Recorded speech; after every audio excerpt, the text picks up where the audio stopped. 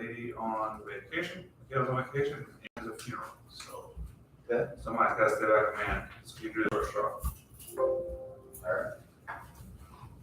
So, Mr. Winnow, you're gonna report? Yep.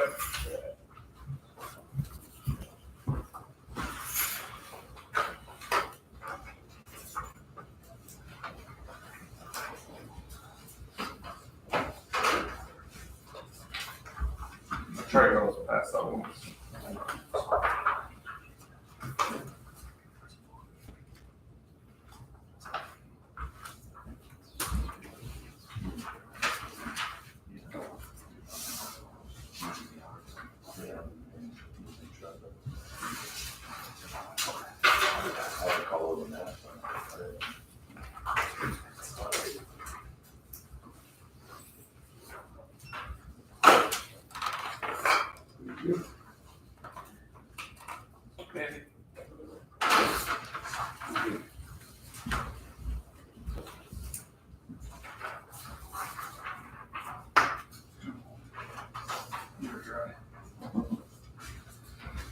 Okay, so for Steve's first, superintendent. So he has a request for transfer appropriations. Uniform line item in sanitation is running low to cover for the year. Like he'd like to transfer $200 from the dumpster sites line item into uniforms. That is this one. Then also, I guess you want probably do one at a time, don't you? Yeah, you go read the second one, and we can do both of them. Okay. Thank you. Then the next one is, so I don't know if you guys have heard, but we've had a lot of vandalism down in the Ferdinand Township, southeast corner of the county. They've been stealing a lot of our road signs, the road marker signs, the green ones. We've had several. I mean, we're talking 30 to 40 posts disappeared. The whole post? They're not taking the post. They knock the post over, take the signs, and go. And what kind of green? The green road marker signs. Oh, Street sign. street sign. So we've got people looking. Let's put it that way. I'm not going to go too much detail where everything's going, but we've got people looking. But because of that, we have to get signs back up. So Steve's requesting additional $5,000 out of stone in the roadside line item. So like I said, we're looking into it. It's the past 2 weeks is when it's really happened. We can't catch anybody, but we've got a lot of eyes looking, a lot of things going on, trying to get it stopped. So hopefully we can come up with a plan, and I'll have more information for you later. But for right now, we need to get those signs back up, and we don't have any money in there. We don't have enough money in there to replace those. Are they, just curious, are they picking and choosing like a numbered road? Is that? No, not these. They are just going down the road and wiping them out. It's the weirdest thing. Not looking for a sign that's. They're not, we signed the 420's Kellerville sign and the railroad after that sign. It's not, it's just all of them. Boom, they're just gone. For instance, Club Road is missing 4 of them. Forest Road's missing 3. The one by my house, the 4-way stop, that one's gone. They're going like crazy. And I don't think they're stealing to try to make money. I think they're just stealing just to be pain in the butts. Like it. Yeah. So.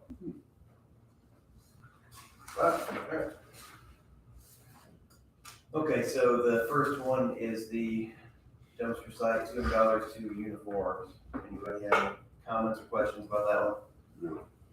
I'll move that we approve the transfer of appropriations, $200. First and second, all in favor, say aye. Aye. Aye, motion carries. The next one up is moving from stone, $5,000 to road signs. Discussion on that one, anything? I'll move that we approve the transfer. I'll second. Any other discussion? All in favor, say aye. Aye. Aye. Motion carries. Okay, so that is all of Steve's stuff. So for the engineer's report, the Safe Streets for All plan. I did submit that on the 15th, and I want to thank Sandy because I did bother her on her vacation. So, And I got it done. you did. You came through in the clutch. So that has been submitted. We'll wait to know more. I'll have more where we get it. Costco Road South, the contractor was given the notice to proceed, just waiting for them to get it scheduled.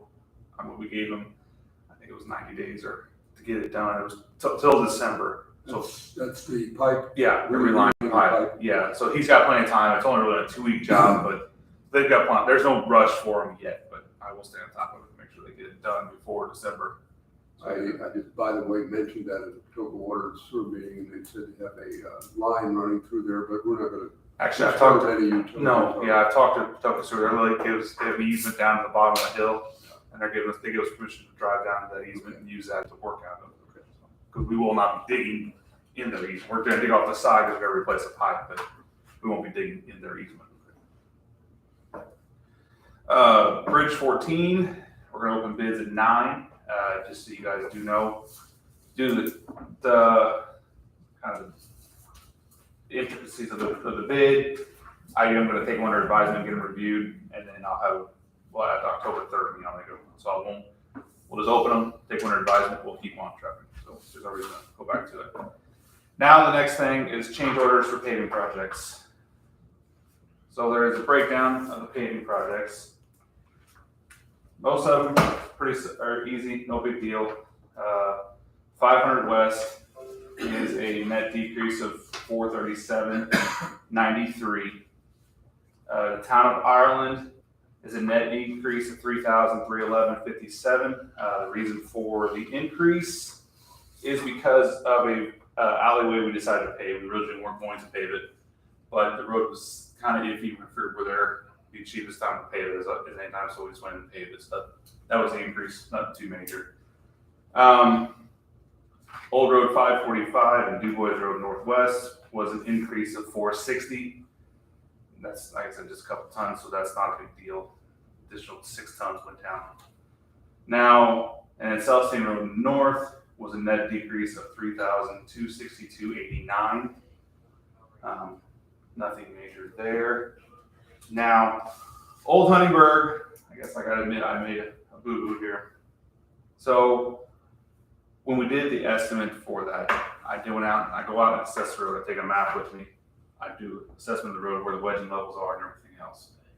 Well, all my wedge and level numbers on one sheet, because those 5 sheets of paper for that whole project got skipped. So in my estimate, I didn't have enough wedge and level. When I went back out and marked the project for wedge and level, I took my maps and I marked everything, but it wasn't in my estimate. So that's why the quantities were so much less than what extra was put down. So then there was an overage on surface. Rudolph and I have had a discussion, and they put it down so they gotta get paid for it. But they're gonna be redoing, or they're gonna be on Jasper DuBois and Steinbottom, who's the contractor for that. We're gonna be more on top of it because they gave me way too late notice of how much they were over. I had to go back on this. So that's all here or there. That's a whole other story we can go into. But the wedge and level was the big number.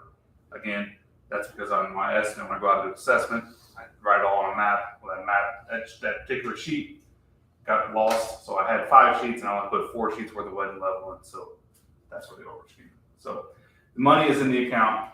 Steve and I both reviewed everything, and it is okay. But that's what's going on there. So whenever a contractor goes over by a certain percentage, they're supposed to contact you and give you a heads up. They should go through and check everything prior. CalCar, CNR, they go out and do their own measurements as well for road widths. Rudolph did not. They just started paving and they followed the edge of the road in the center line, and all of a sudden the road widened out. They say. I don't think they did, but the asphalt was put down without actually going through and tearing the road and finding out where the actual existing edge of the road was. It's a whole thing. Like I said, we could sit down and go over it, but we got it figured out. It's fine. They got it back to where it should be. The road looks acceptable, so we can go from there. Well, I didn't, and then them and I had a very serious conversation about, we're not doing this ever again. So. Was that portion of this number, was that a big number? It was $3,000. 3,000. Then mine was 8. 8, and then. But that occurred on Old Huntingburg Road, right? Correct. Okay. There was another one too. The tack. But they did again, they put more tack down than they should have, because they wedged and leveled. They tacked the whole roadway, wedged and leveled, then they tacked it again. You really don't need to do that, just tack the old asphalt, when you put new asphalt, you don't have to tack it very hard. So a little bit down, they were spraying the heck out of it, to tack it over, so. That was all discussed and hammered out, so. So we have an understanding. Good. Would anyone like to take the net increases or decreases individually, or do them as one? I guess one is fine. I think we can do one. Would you like to see any of the improvement contracts? No. Okay, I'll move that we approve the change orders as presented. Second. Any other discussion? All in favor, say aye. Aye. Aye. Motion carries.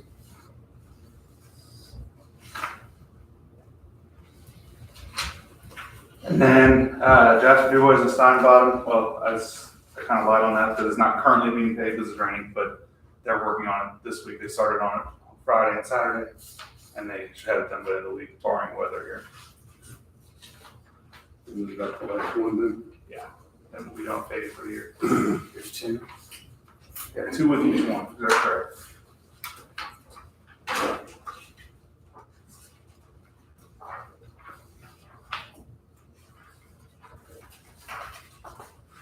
Where are we at on community crossings? So we do that twice a year now. Are we applying soon? Yeah, the application's in, and we don't usually hear back till December. Yeah. So, yeah, I applied back in July, and it takes them several months to get it together, so I won't know more until December. Then we'll bid them out in January if we get them. It's Portersville Road in the town of Portersville is what we applied for. Okay.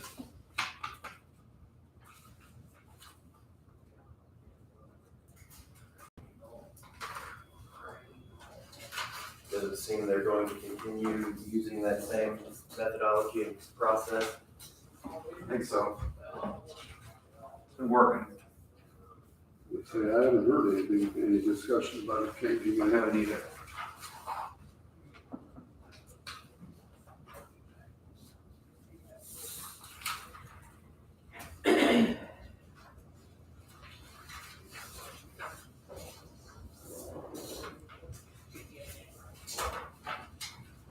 Oh, there's one for each one of those. Yeah. Just because we made one motion doesn't mean we We've got to make more than one signature, you know.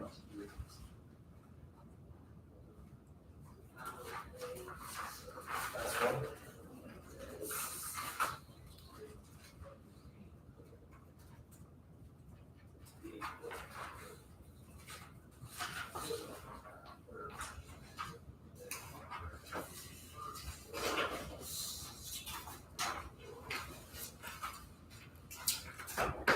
I noticed a neighbor called.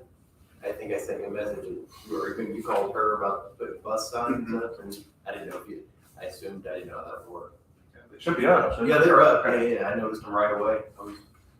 Yeah, that way that works is if they call in, we prefer the school call, the school and the school bus driver rather than the homeowner. I mean, that way the school, because the school should be on the hook as well too, because we get a lot of them my son gets picked up here, we can see 1,000 feet this way and 1,000 feet that way. The sign's not gonna help you out. So we prefer that, but when I looked, did an assessment, it did have like a sight distance. I'm sure they appreciated it. I haven't talked to them. I don't know what if it does much, but I noticed it. I don't know if it does either. It doesn't hurt anything, I guess. My goal is this summer to do an evaluation of all the school bus turnaround signs and the school bus stop ahead signs, because I think we've got way too many of them out there. There's school bus stop ahead signs where school buses haven't stopped in 10 years. And there's also school bus turnaround signs where school bus hasn't turned around there ever.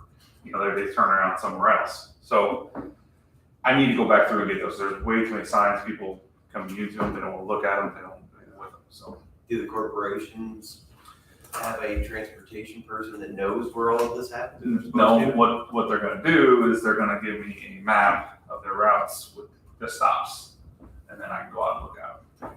And like Northeast Dubois talked to Ryan Case. He was nice enough. He said, "Yeah, we'll take a day. We'll get the truck and we'll drive around. We'll see what we've got and where the stops are, and if they need it anymore." So If the thing, it sounds time consuming. It is. It will be. It's going to be a pretty big undertaking, but I think it needs to happen. We're putting so many up, and none of them are coming down. You know, the kids, some of those kids graduated 10 years ago, so do we need a sign? I'm being sarcastic with stuff. The other one that I mentioned it probably a year ago in here were all those littering signs. I don't know if those do any good other than clogging up the streets with signs.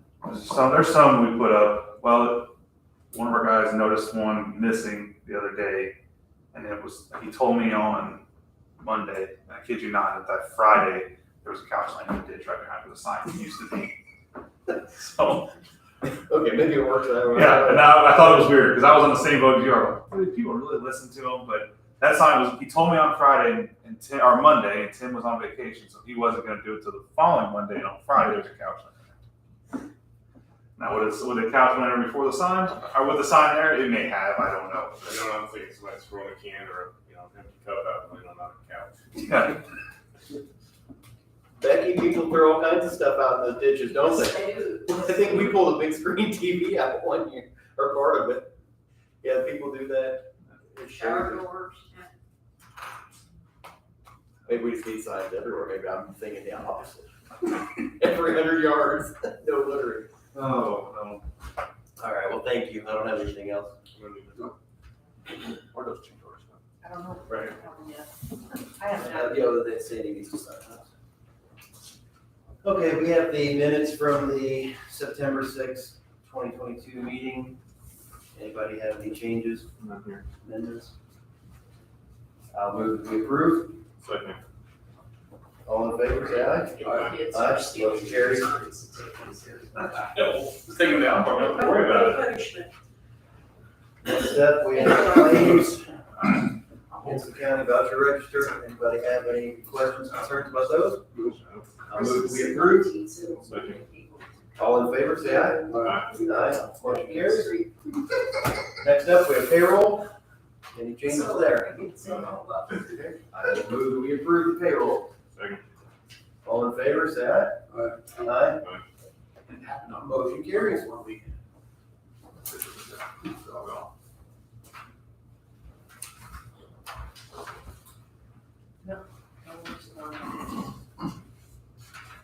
I missed one. Yeah, This next one, didn't they? Might have been one on the file that you sent back.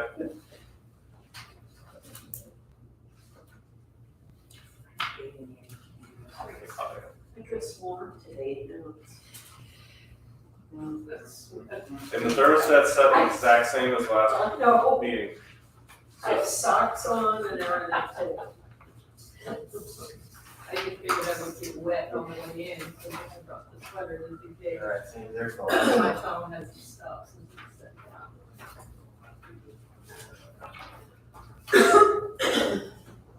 As I reviewed the agenda a couple days ago, I think we're gonna have several gaps, because I think a lot of these things are gonna take 15 minutes. Right. So hopefully you have things to talk about. I have a few. Okay, good. I have a list. We'll let you get started. You wanna do 7 minutes? Is it going on? We got 7 minutes. Well, I sent you an email, an email this morning with some files attached to it.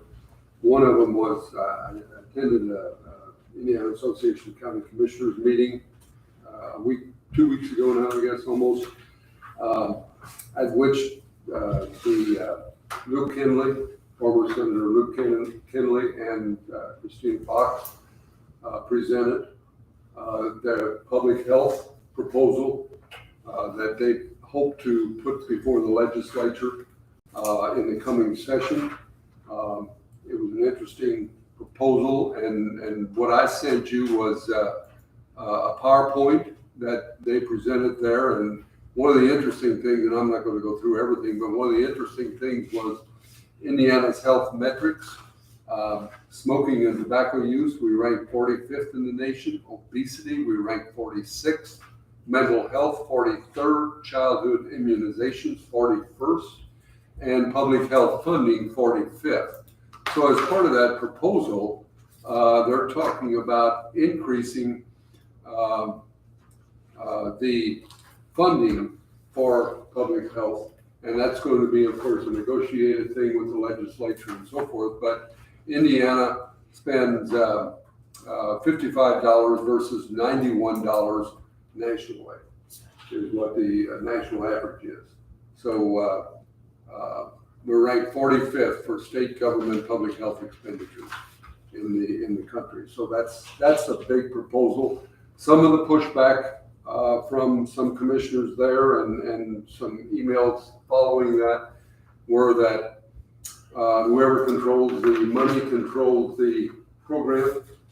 They're concerned about that the state will control the local health departments and so forth. But in the end, the County Commissioners Association is supporting the proposal as it goes to the legislature. Now, it's a little short on details, and that's intentional because there will be that back and forth negotiations in the legislature. Luke Kennedy said, "I'm on this committee for a reason." He said, and that's it. So we get 51 votes and 26 votes to get this through the legislature. So that's something that you'll be hearing more about, especially as the legislative season comes along. So what does Kenley do now? I mean, is he in like a? He's no longer in the legislature, but I think he's retired otherwise. I didn't know if he was like a member of like a health business or.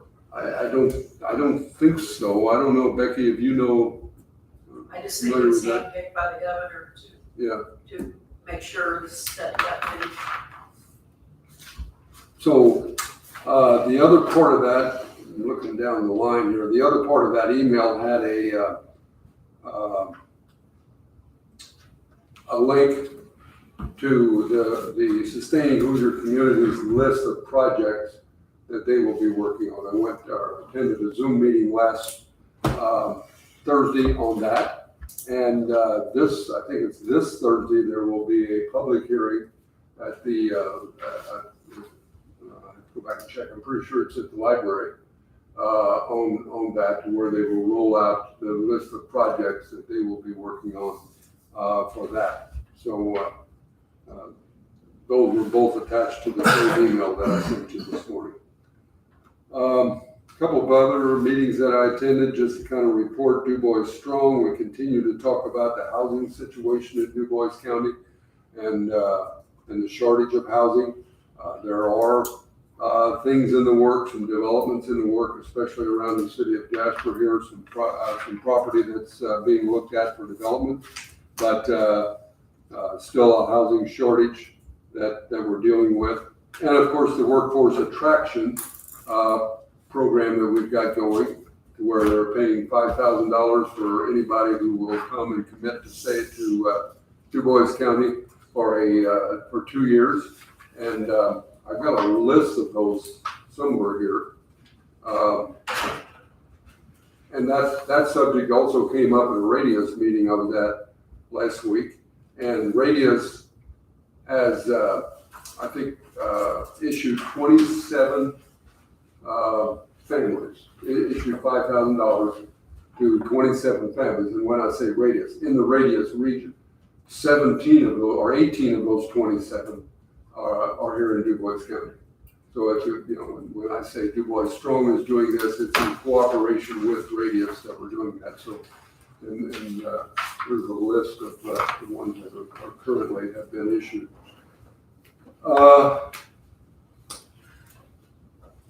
So Radius, other things that we talked about in Radius were the Discover Southern Indiana, that we spent a lot of time with that. And that's basically the tourism board arm of Radius and what they're doing here in Southern Indiana. And the, for example, the ice cream trail is active again. And they've done this before. You've heard of wine trails and bourbon trails and things like that. Well, we have a Discover Southern Indiana Sweets and Treats Trail to where you can get your, travel around Southern Indiana and get your card punched at various ice cream shops and And if you get enough of them punched, you win a prize. I think the first prize is simply a decal that you can put on your window of your car. But nevertheless, it's kind of a fun thing to do. So that was Radiance.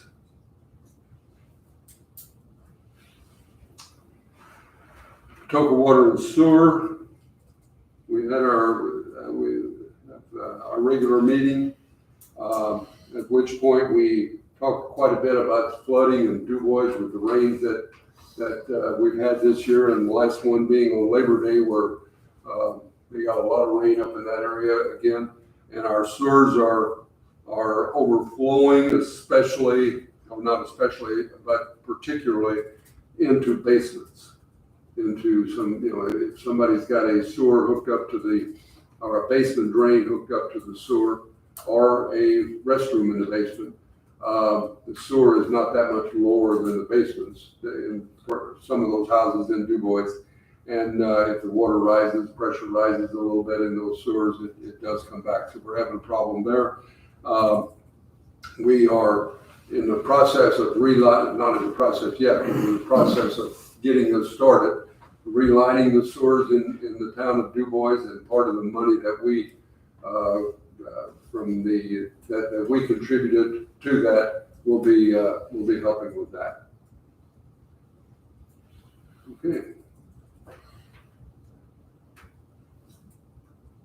Got my flu shot last week. I just mentioned that to kind of put out there that the health department is actively giving flu shots. They had a clinic or a drive-through clinic for seniors get the double dose.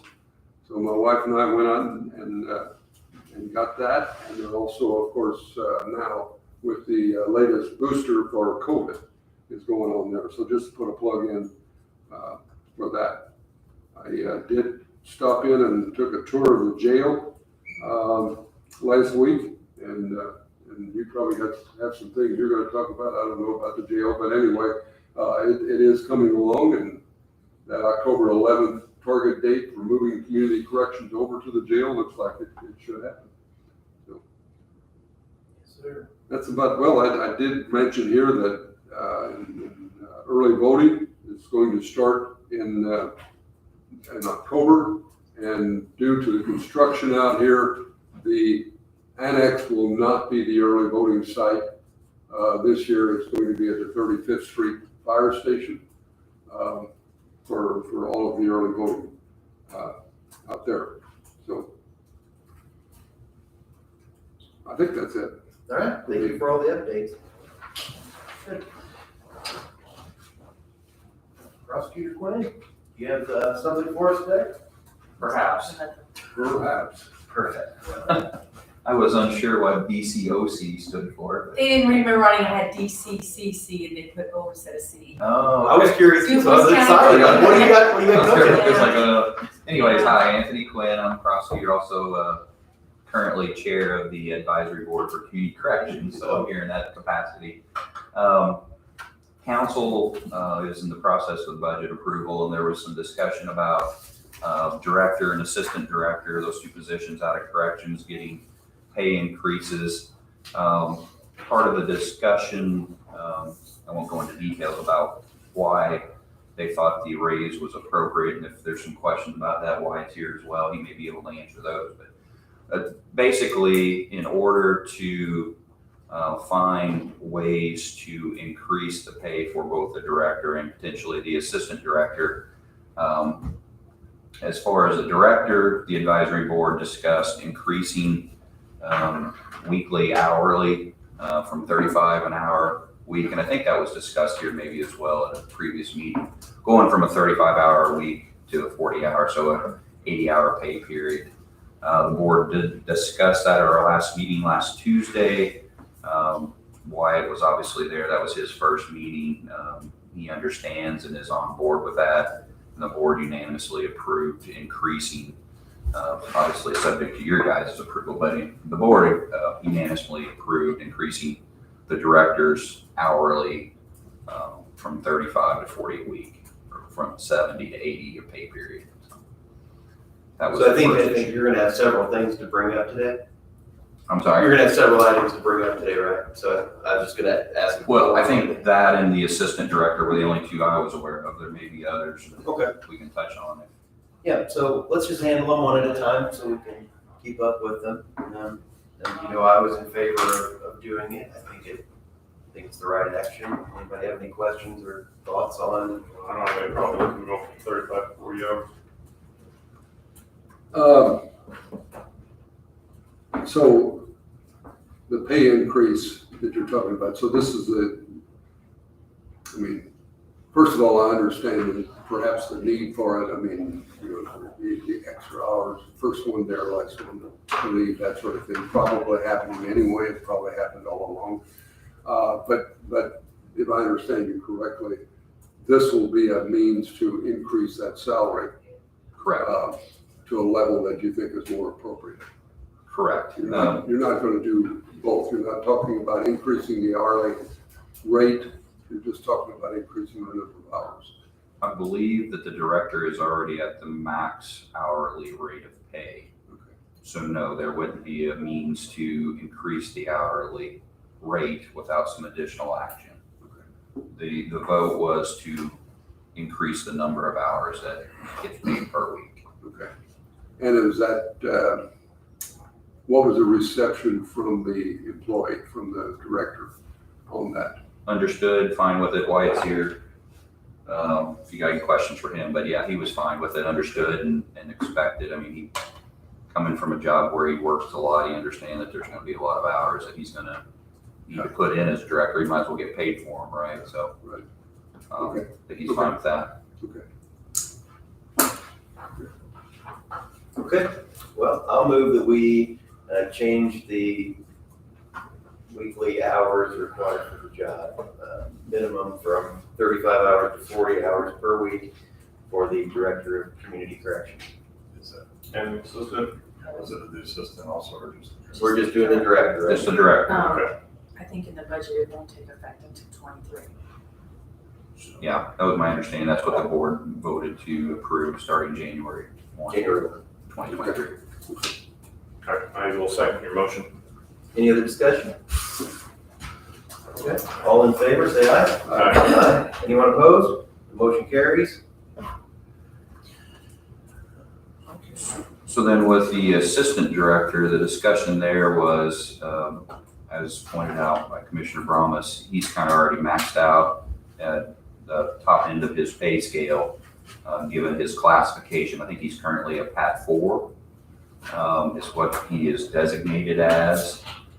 So the discussion there, I think the council, again, it kind of facilitated this discussion, was to move him from a PAT 4 to a PAT 5. I'm not the one to answer what the difference in those two are, essentially. I don't know if Commissioner Blessinger has some information on that, or maybe Wyatt or somebody else, but I think the short version of it is that it's a More executive kind of position, and they want to pay him higher than what the PAT 4 range is. So the only way to pay him more than what that range is to move him up to another level. I don't think from what I understand, I don't think job responsibilities have changed, increased or decreased or done anything. I believe the council just wishes to pay within the pay range that was requested, and because of that, we have to reclassify if we want to make that happen. So I guess I don't fully understand the difference between PAT 4 and PAT 5, but I guess I'm in favor of it because I know the council has looked at it and they're satisfied with increasing the wage, and if that's what it takes to do that, then I will support them on that. Or I would support us waiting 2 weeks if you wanted to think about it before we did so. I think, the difference between whether it's PAT 2 or PAT 3, PAT 4, PAT 5 is an increased responsibility, and whether or not there's actually going to be a change in expectation and whether it's reflected on the job description or not, I don't know. But there is an increased expectation or an increased responsibility between those two classifications. Maybe this employee was already performing at that level, and so there would be not necessarily an increase in expectation for that employee. But but just to kind of answer what the difference is between them, it's kind of a subjective type definition of what the difference is between, it's going up the ladder. And the expectations are different. And what I guess one thing that I do like about it is we have a new director, and the assistant director at some point, maybe in several years won't be there anymore. It's a way to say we appreciate and respect what you're doing, we will pay for it, but we do have high expectations for your position. And I think that the director can use that how he wishes, but we can say, hey. Pat 5 is the highest level that we go, right? Is It the is. director of Pat 5? The director is an executive, Oh, okay. one or two, so there are executive, Okay. exec two, is that right? Exec two. Yeah. Okay. So there was some discussion there, but, the thought was increase from 4 to 5, and to your point, the board did believe that the assistant director is working at a higher level than what the PAD 4 indicates, so that was part of the discussion we had as a board. And again, we unanimously approved that recommendation. I think the only Pat 5 we had previously was the drug court. Correct. We no longer have that position. Right. Drug court. I He don't was, know the name of it. The admin. he was like the director, yeah. Court So- out Colander and drug court. I think the council, from what I viewed from afar a little bit, was they really tried to work with the community corrections folks this year, get the wages up to a level where everyone was satisfied. And I think this was probably the final piece of that to bring this position up. I think they really put a lot of time and effort into it, so I would support doing it myself. I mean, if anybody, like I said, if anybody wants more time to look into it, that's fine. We got a unanimous board approval, sounds like the council is on board, I think I can get behind that as well. Commissioner Brown? I agree, especially if the council is behind it. I'm okay with it. I'll move that we reclassify the position of Assistant Director of Community Corrections from a PAT 4 classification to a PAT 5. I guess that would probably, we put that effective January 1 1st as well. Correct. I'll second. Any other discussion? All in favor, say aye. Aye. Aye. Anyone opposed? Motion carries. Just kind of for clarification, we're simply changing the classification. It's going to be up to the council to determine the salary. Yes, sir. Absolutely. Okay, the other thing, while we're talking about community corrections, Mr. Fleming was acting as interim director for 1 week. I believe we have to take action to get in the minutes to appoint him, I guess, retroactively as the interim director for that 1 week, so he can be paid for the additional wage for that week. Anybody have any problems or issues with that? It was approved by the board, and I think it ended up being like $154 and some odd change. So I'll move that we appoint Mr. Fleming as the interim director for 1 week, or give him credit for the 1 week that he acted in that capacity so that he may be paid. I'll second. Any other discussion? All in favor, say aye. Aye. Aye. Aye. Motion carries. And that's it. I think that's all I have. Wyatt, you want to come up and introduce yourself to the folks that may not know who you are?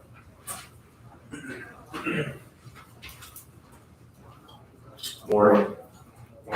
I'm Wyatt Madden, current director for community corrections. Huntingburg native, graduated from Southridge in 2011, Indiana State in 2015, and worked for IDOC the past 7 years at Putnamville and Greencastle as an officer and in case management. So happy to be here. Welcome on board. I guess I haven't asked you yet, but do you have any, as a new guy coming in, do you have anything in particular you want to work on or focus on for the department? Yeah, one thing I'm looking into right now is increasing the amount of officers at our facility. I think it's an immediate need, so that's one thing I'm working on right now. Getting some numbers together. Security officers. Yeah, correctional officers. an additional 4. We're gonna be increasing our bed space to 170 probably in the next year, so it's kind of a need for the safety and security. Anything programming wise? Yeah, we've got a therapeutic community called Rise coming to the facility. Probably starting within the next month or 2. Really focusing on substance abuse and getting those people the help they need. And for the benefit of the board, that's going to be something that's a different take on what we've done in community corrections before. Before, it would always be, you get sentenced to community corrections, maybe, so you live there and you go out in the morning to work and come back in the afternoon, and so you do a work release kind of thing. And then you can do classes, counseling, different kind of programming in your evenings and weekends, whenever there's time. This one will be a situation where it'll kind of be like an inpatient rehabilitation, where the person will not be required to go to work. They won't leave the facility at all, really, will they, unless there's something planned to do. So somebody will live there for maybe 4 months and do intensive rehabilitative services where they don't have to focus on a job, number one. 'Cause I know that can be stressful for people. They're brand new. They have to take whatever job they can get within a short amount of time, or they can get kicked out of the program. So it's maybe changing the focus of what we're getting people to do. You want people to earn money so that they can pay their bills, pay their child, or for their kids and their families and their community corrections bills, but sometimes that goes in front then of their recovery. So did I understand there's funding coming along with that Yes. program to That COSAP grant that we had, I think. help them then pay their way, if you will, since Yes. they're not working. Okay. And because they're not going anywhere, there has to be considerations for food. And because the people that are on work release now, they go out, they eat when they're at work maybe, or they eat something out of the vending machine when they get back that night. So this one, it's gonna be a different kind of thing than we've done before. The former director, myself, and a couple other staff members went to Bartholomew County, and they did a visit one day, and they have a similar program that they're running up there with success. So hopefully we can repeat that success here. And yes, the COSAP grant is paying for maybe 3 years of this. Yeah. So $300,000, I believe, is there. And the neat thing about that we're doing the remodel of community corrections, it took us from having one large male pod and one smaller female pod to having multiple pods. I don't know if pod is the right thing, but slices of the building so that people that are in this program can have their own space. People that aren't can have their own space. If they want to do something different with a third one, they could. So just the makeup of the new facility is going to allow for things like this to happen where we didn't have this opportunity before. So it's kind of exciting. Okay. Yeah. Well, yeah, good luck with it all, and Thank you. also with the transition here that you'll have, moving over to the security center and then back again. Things will be in flux for a while. Yeah, it's been a process. Mr. Madden, thank you. I don't think I have anything else. So, Thank you. welcome. Have a good day.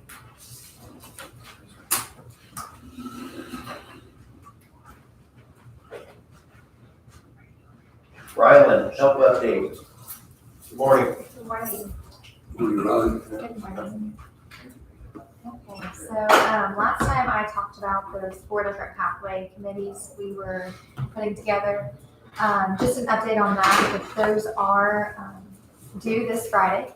So we have heard back from quite a few people. All the committees are full except for the Advancing E-Connectivity Committee. That one is still not at complete 15 members where the state had liked to see it. But with that being said, we do still, if we want to start reaching out for last minute individuals, we can until up to this Friday. The other thing is part of HELP, we are required to do 3 community engagement activities. And a list of those were due last Friday and they were sent in. So we will be doing 1 online community survey to allow community members and public to give their feedback on different project ideas and them a chance to rank where they see the need is with those 4 different pathways. The second one is we, as a core committee, we thought having an open house in each of the 4 school districts would help give an in-person event and also give the need to each of the different school districts and aiming at the different communities in our county. And then the third one is direct outreach, which is kind of what we've been doing and ongoing. So emails, phone calls, meetings with different individuals, businesses in town to just bring awareness of the HELP program and invite them to join us with the different community engagement activities, and also some of them join the pathway committees through those outreach. And then these community engagement efforts need to be done and reported back to the state by November 4th. So these things will be done and completed within the month of October. And Ryla made it on WITZ with the mayor. Yes. And so that was another way to do some outreach so that people could hear what we were, what we're up to. That's nice. And then other than that, just different upcoming trainings I have, and then also as a core committee, I have my community coordinator training with the state September 28th. So that I will be there as well as the Vincent and Davies County individual. And then the core committee will be having their civic lab data training at Vincent University October 3rd. So that's kind of what the upcoming weeks look like.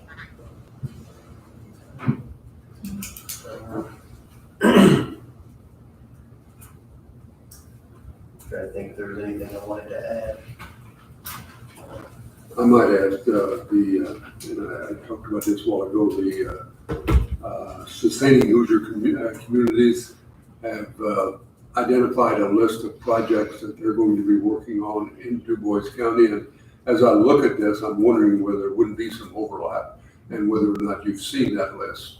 Let me email that to you and you can take a look at it. I mean, we're talking about everything from education, employers and employment, food systems, health and wellness, housing, leadership, natural resources, and public service. So there may be something there that you find interesting or find could overlap a little bit and can gain something from it or coordinate a little bit with them or something like that. I'll just send you a list of it and you can take it from there. Yeah, that'd be great. I don't remember, does that list have the ones that were selected already? Have the Yes. projects? It does.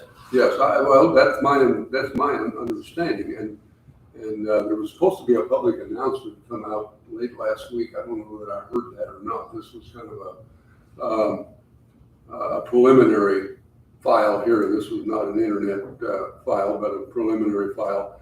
But yeah, I think these are the ones that, some of these projects, maybe they're already finished with, have already worked on it and are finished with. But I think that was my understanding that these are the ones we're gonna work on. The one that I originally read had, say, 50 different events or 50 different projects on it. And then I thought I had something separate where they said which ones were selected, so I didn't know which one you I had. think the number here is probably in the neighborhood of 25, as I look through it. Yeah. And Dennis Tedrow told me last week too, just because something hasn't been selected yet, doesn't mean that it's not, somebody may pick it up later too. So the connectivity that she talked about there, the 4 pathways, that one probably has the least number of people because there's a lot that's already being done. And the other 3 areas are a little more broad and open for improvements. Different input, I would say. And so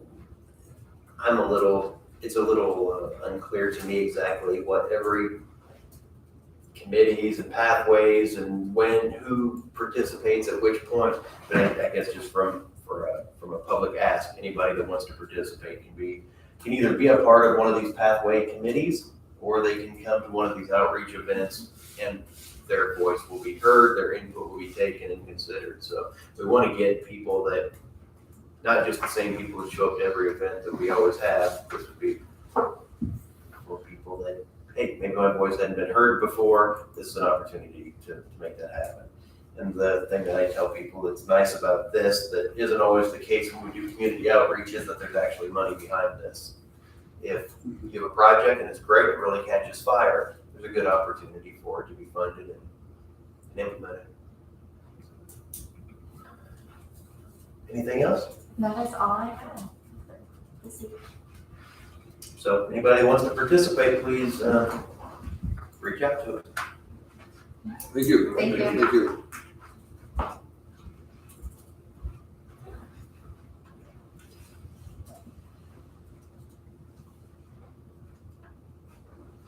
So we have an appointment for the Jasper Planning Commission. We just had a change there. So the new appointment possibility is for Glenn Pierce Jr. of Jasper. I guess he lives probably in the Ireland area. So he's within the 2-mile jurisdiction to fill the remaining unexpired term of Angel Serrano. And he's been put up as a potential appointment. Anybody have any questions or concerns, discussion? I'll move that we make this appointment for Mr. Glenn D. Pierce Jr. I'll second. Any other discussion? All in favor, say aye. Aye. Aye. Motion carries.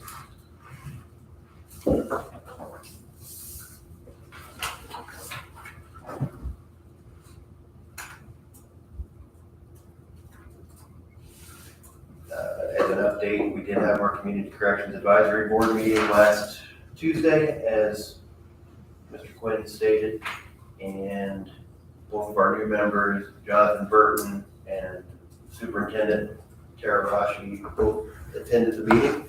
It ran pretty long. It was a neat introduction for them of how those can go sometimes. We had a lot of business to talk about, so it was good to have both of them on board. For another appointment, we have the Du Bois School Board appointment that we will be making at the end of the year. And I've had one suggested candidate put forth to me. Did we talk about some other candidates previously, or did either of you I have? don't think we did. We talked about whether or not, or how we want to come up with a candidate. We're taking a proposal from the superintendent who thought they may have one. I reached out to the former board member to see whether he had any suggestions. He hasn't gotten back with me on that yet. He said he would, but hasn't done that yet, so. And I think this will be a question we get multiple times, and I know we addressed it 4 years ago, but why do we appoint a school board member, Mr. Schneider, when other places have them as elected? I don't remember what the understanding or the reason It's for that. just for that school board, so I believe. It is. Yes, it is. That when they made that school corporation, that's how they decided to implement that. They didn't have an elected board, they had an appointed board. As did all the other boards as well, but through the years, they have decided to go with elected boards in the other 3 corporations. And Du Bois never did. There's a few of them around the state. I didn't know if there was rationale of why one way was better than the other, or, because I asked them, and they're like, why do you do that? Why do you? Sure. I said, I'm not sure. I don't remember. I thought it had something to do with funding or how we review their budget or something. Because they're not an elected board, we do have to approve, the county council does have to approve their budgets. So it's because we appoint that we check out the budget. It's not that we appoint. That only It's not the changed other way. about And it feels like. 10 years ago, that wasn't like that before that. Approving their budget. Really? Okay, didn't know that. So I guess this is Yeah. another thing, like with, we're talking about the help. If people want to reach out and do the help committee, reach out to one of the board of commissioners or to Ryland Bobble here in the annex building. And same way with the school board, if you think you have something to offer for the school board for Du Bois, Northeast Du Bois, and you live in that school district, reach out to us to be considered. But again, as to why we do that, I think it's as part of being appointed board, they need to be appointed by an elected body. In other words, that's the connection to the people, is through us. So they have somebody that's representing the voters' interests. Right. So we get blamed for it, and I wasn't gonna put it that way. they don't do a good job. So we do have that coming up, and yeah. So like I said, I have a candidate, and I think I don't even know who the person is. But as it gets closer, we have a list. Maybe we can share the names, make some phone calls, and do some interviews to determine who we'd like to put in that position.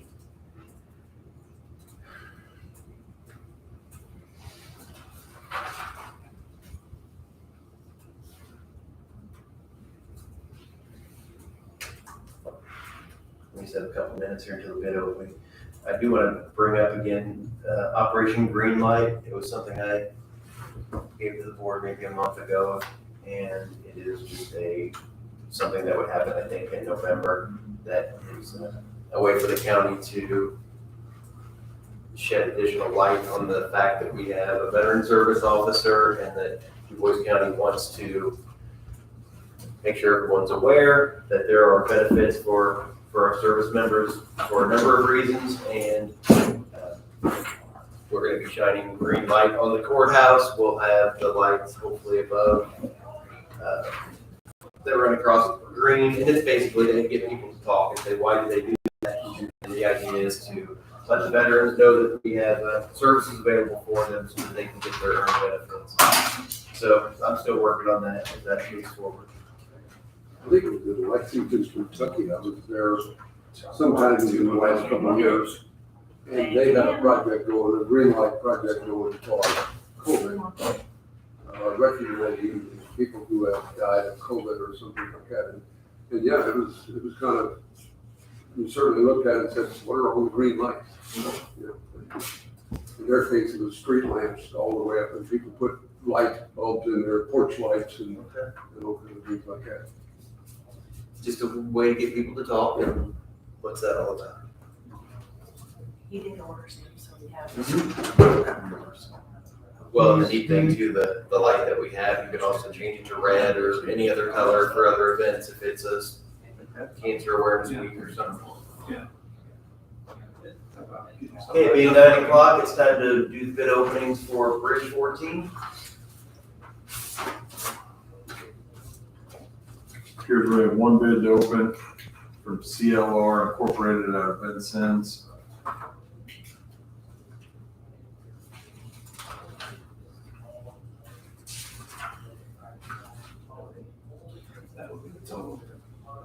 They got a total amount of $742,796.15.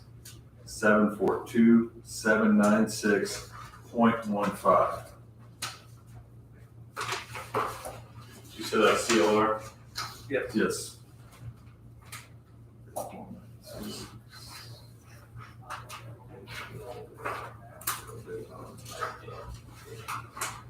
If awarded, when is this work again? Quick. I don't have an exact date. It'll be the end of the month, end of October. It's all there is.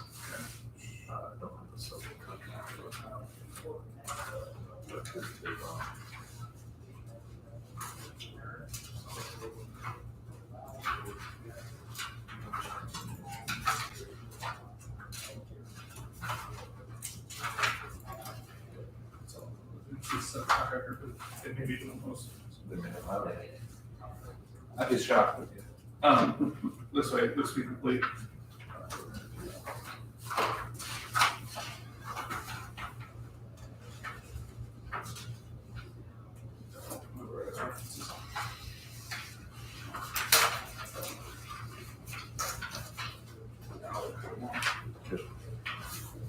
Cool. Go take one and pass it down.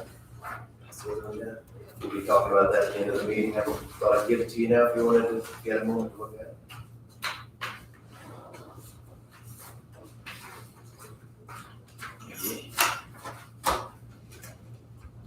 appears to be a qualifying bid. Yep. Take it under advisement till the end of the meeting or till next meeting? Till next meeting. Refresh my memory, Brent, is this down by Sturt Road, Sturt Division? Yes, Stewart and the bid, that's correct. Okay, we will take that bid under advisement for the next meeting. Brett, are we seeing, companies still overloaded with work? And is there anything that it seems like that would change in the foreseeable future?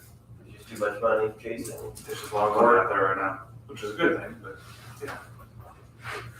So. Okay, thank you. Sorry. Just kind of left everyone. Very cool. Next time.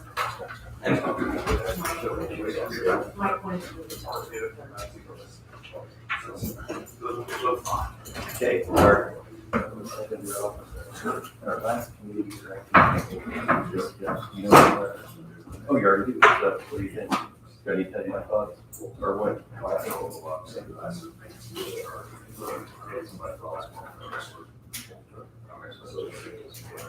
The best is that I don't mind our school. All right. Thank you. Appreciate it. Thank you.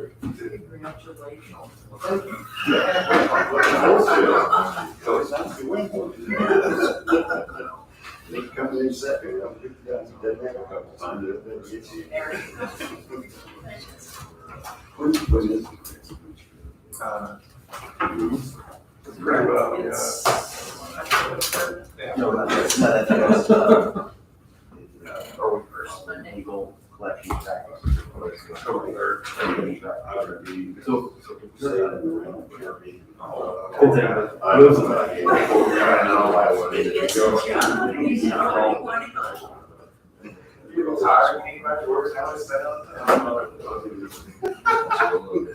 Yeah, I'll get back with you guys if you need anything, but let's get it in October 3rd.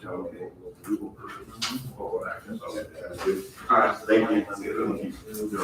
Perfect.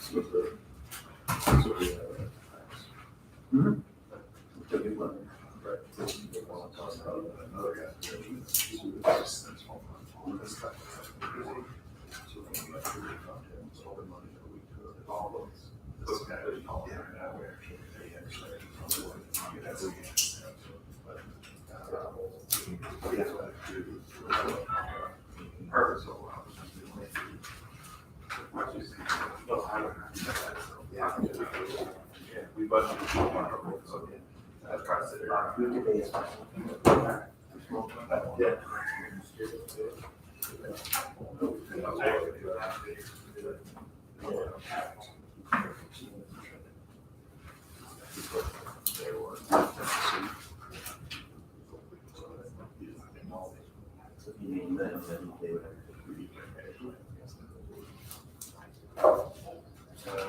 I was, we had nominated. But I was too.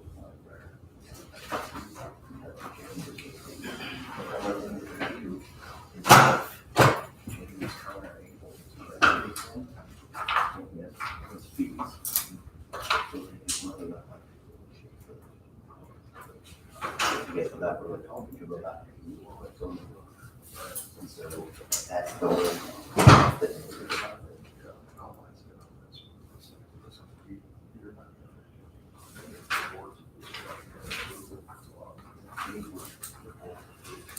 Yeah.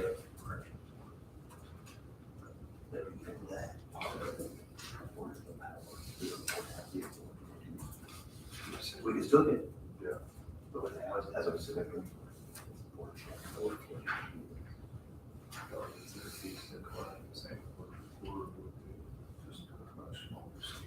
This is an advisory. It's a few years. I don't want that, but I'm thinking part of the process is.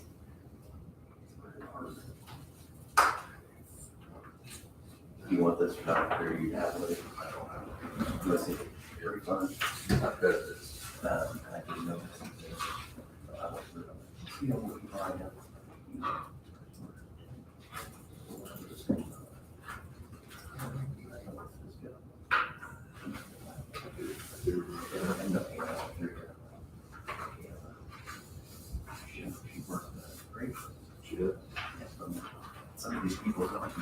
buying some of them.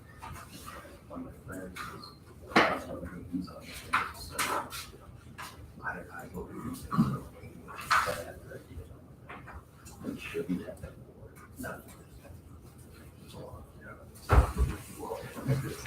But I think it's continuing to invest in the board, start the work. Start fresh.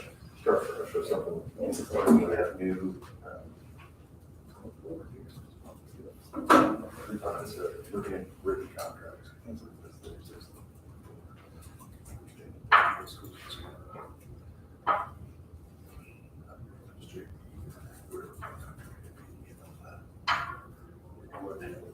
That's right.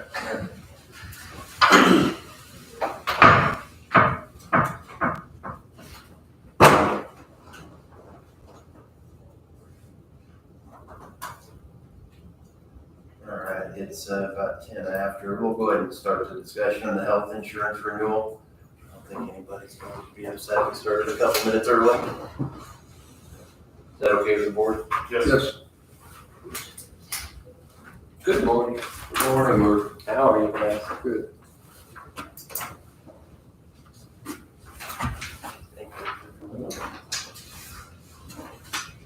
You come back with some exciting, great news for us? Wish I did. Bring my glasses along just for more. So you don't have to borrow his? Sorry about that, Elmer. I do the same thing.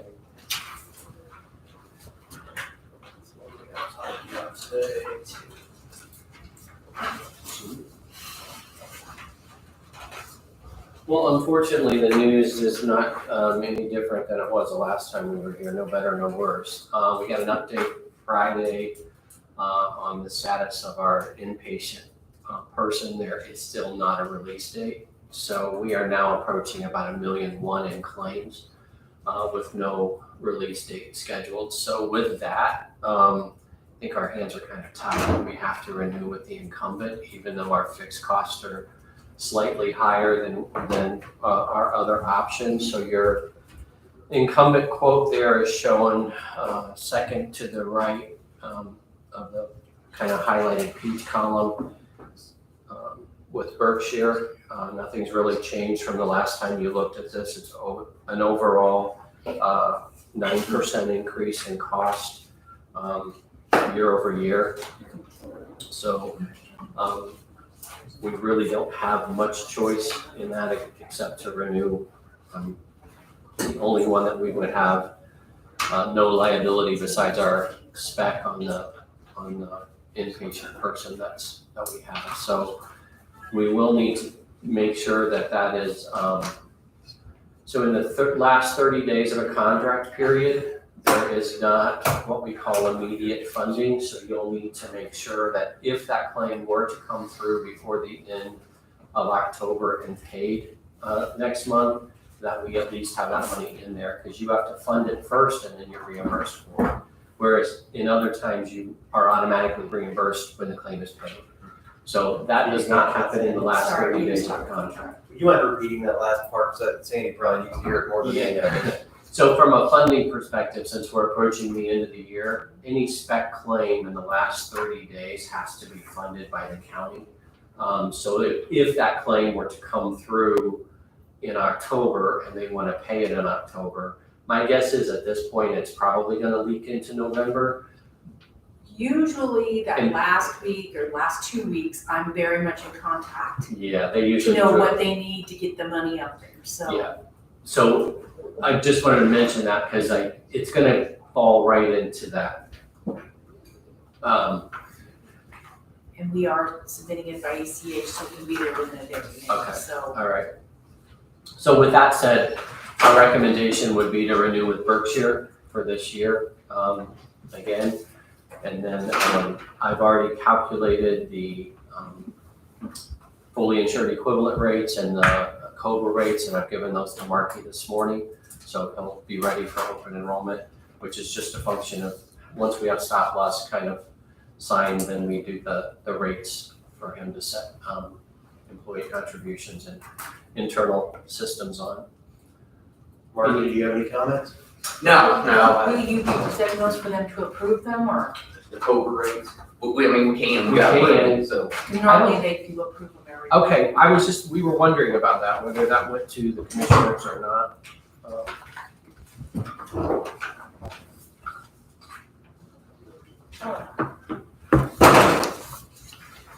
So can we do these one at a time?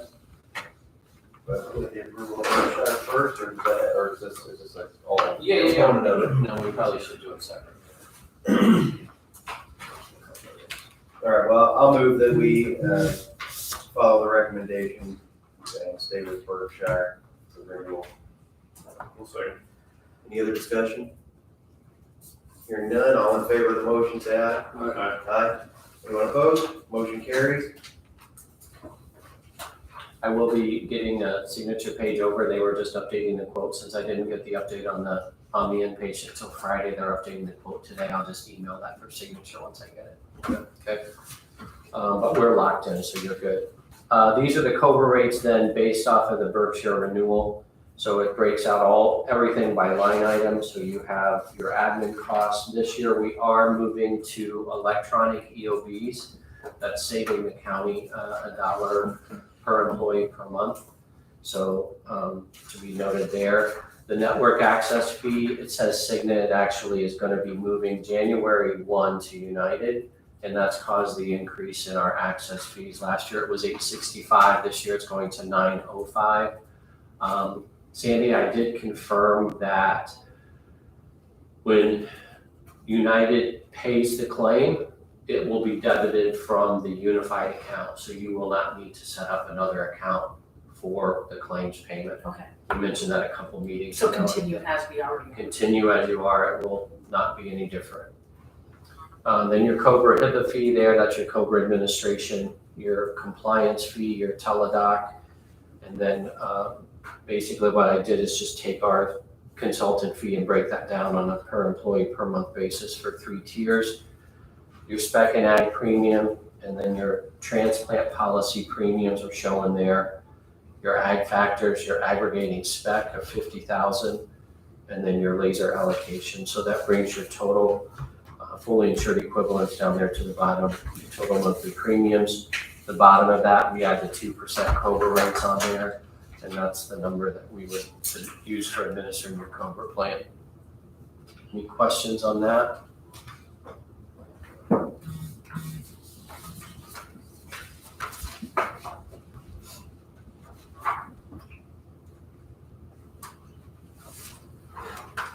No questions for me?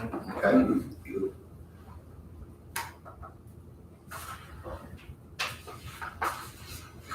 And those need to be approved, Sandy, you said? They've always done that in the past, so. So, And they'll be effective on January 1st. yeah, those will change January 1. Mark, you're on board with Yeah. all that? Yeah, currently, just for information, we only have one person on COBRA right now, so. I'll move that we approve the COBRA rate effective January 1st, 2023 as presented. We'll second. Any other discussion? All in favor of the motion, say aye. Aye. Aye. Anyone opposed? Motion carries. Last thing I have this morning is an amendment that will be effective 11/1. So there's going to be 2 amendments this year. There'll be one effective 11/1, which is your stop loss renewal. There'll be a second amendment effective 1/1. Talk about that one in just a minute, but this is the 11/1. And basically all this is really 2 things. It's the language that is needed in your plan doc for the No Surprises Act that was passed by Congress last year. Has to be implemented at your plan renewal. Basically, the No Surprises Act says that if an employee or a covered lot member goes to an in-network facility and receives services from an out-of-network provider, that there's no surprise to that member, it would be covered as an in-network service. So if, for example, you went to Memorial and they had a physician who was a specialist that was not part of the United network, that would still be covered as an in-network service with this amendment. And that is now federal law that we have to implement at renewals. The only thing that we have discussed with you that is in this renewal for this period is we did add in the language for the gene therapy. If you'll remember, a few meetings ago, we approved that we would exclude gene therapy. That is under section 4 of this amendment. The other two things that we talked about prior to this is we talked about removing the mileage limitation on residential treatment facilities and urgent care facilities to comply with mental health parity. That amendment will not come into place until January 1. So that's the one that we'll do later in the year as we get the amendment from legal, okay? But this is all just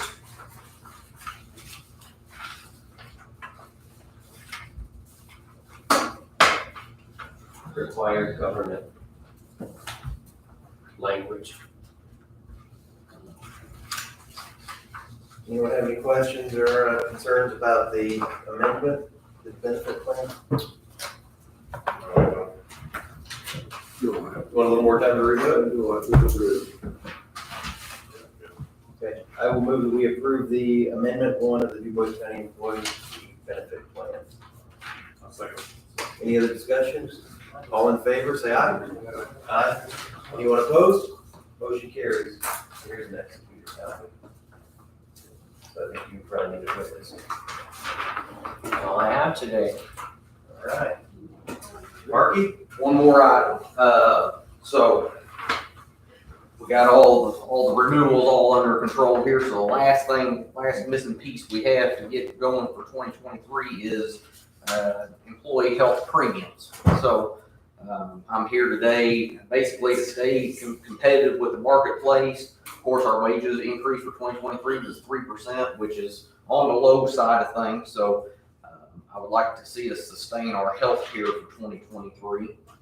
From a retention and a recruiting standpoint, I think it's crucial for the county to remain status quo on employee premiums. So I would like to request a flat transition from healthcare employee premiums in 2022 into 2023. So I think earlier in the year, I think I would have, was somebody that brought up spreading some of the new pain to the employees because it's gone up not every year, but 5 out of 6 years I think that I've been on, it's gone up. So earlier in the year, I think I supported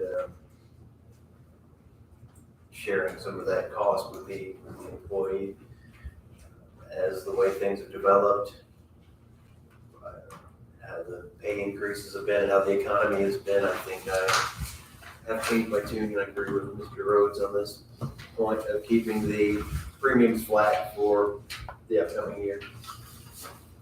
I would agree, reviewing some of the information you sent to us regarding other counties and whatnot. I think we have to just stay competitive. Because what is our overall increase? Was it up 9%? Around 9%, I think the healthcare is up 9%, so that's it's an additional benefit to the employee that they may not notice, but they're getting the same product and they cost more now and they're not paying any more for it. So it is it's not as fun as saying you're getting a 9% pay increase, but you're not eating the new 9% increase in cost for this benefit. I think it helps us sustain that 3% increase if you look at a 9% overall for the renewal of healthcare. Like you said, that cost didn't get passed on, so in a sense, you're getting that bonus, you know. Because if we pass that 9% on, that might be $1,300 additional. If we pass 100% of that on the employee, that could be a $1,300 cost to them. Correct.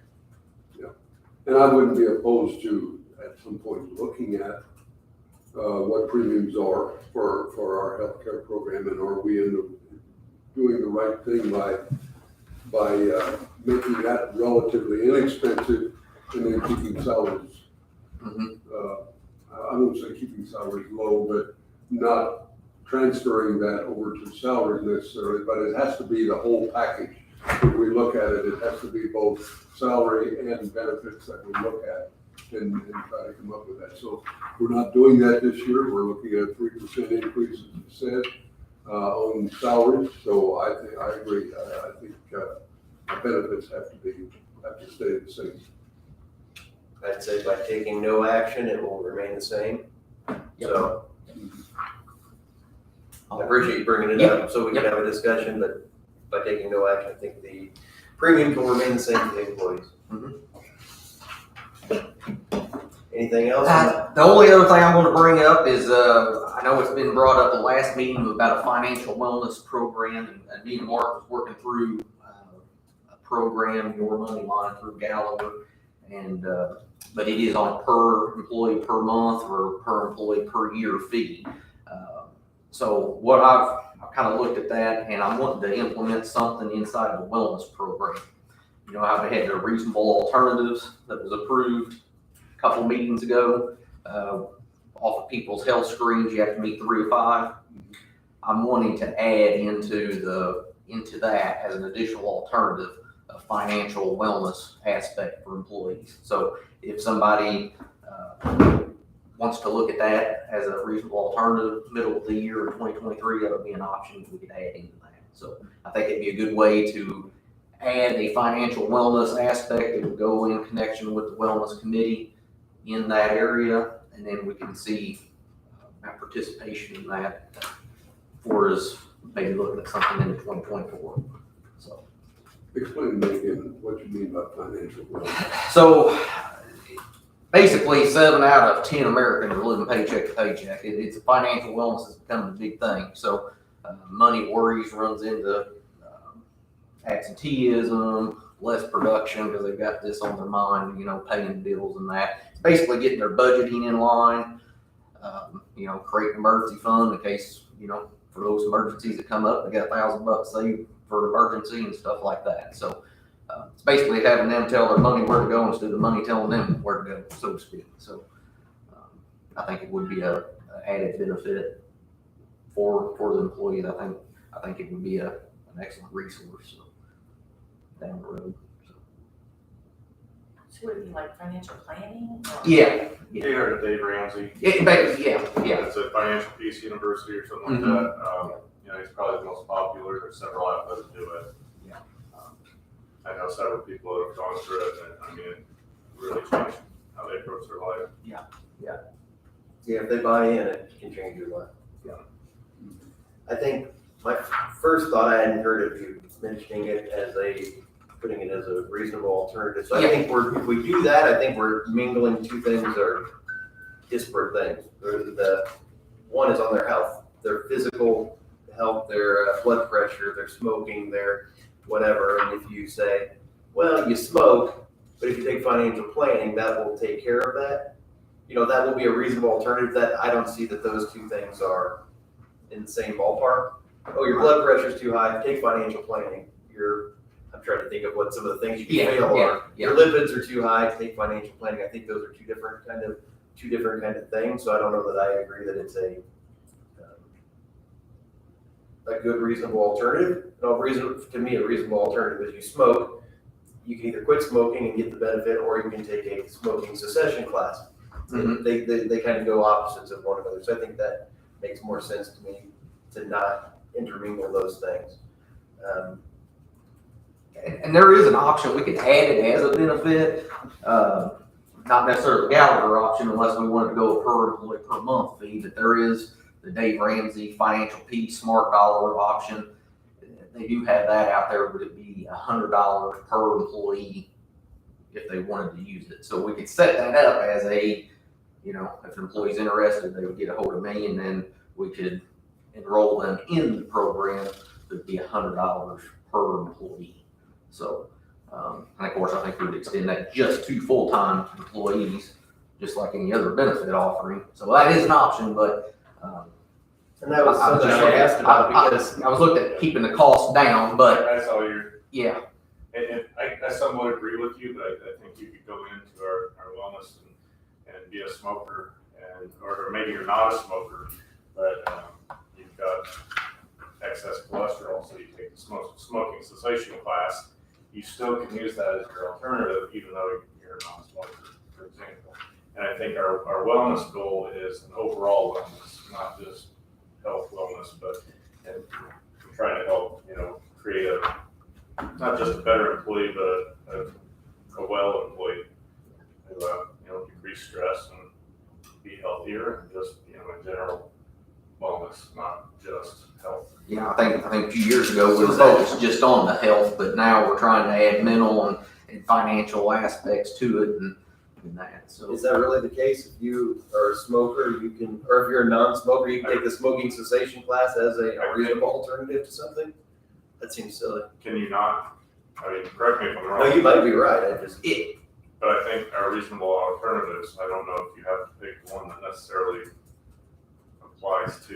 You have to pick an area that you missed. So like if you missed on smoking and, well, you have to miss on 3. So if you missed on smoking, BMI, and cholesterol, out of those 3, we have reasonable alternatives for each category. So you can take anything within that category to be established. Those 3 categories. Pick one and then that would be. I could argue too, your financial well-being, because you smoke, True. as It's stress.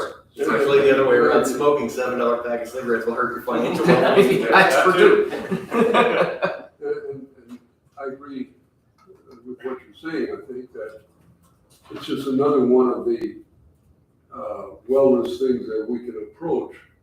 It almost falls into the mental health portion of it rather than physical health portion of it. But nevertheless, it's a health-related factor.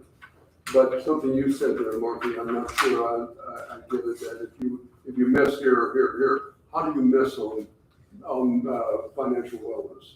So we would actually probably put that in, we would put that in an additional alternative. It wouldn't be in with the BMI or anything like that. It would be a standalone down there by itself, just like the 3 preventative screens. It's a standalone by itself as an alternative. You go get a flu shot,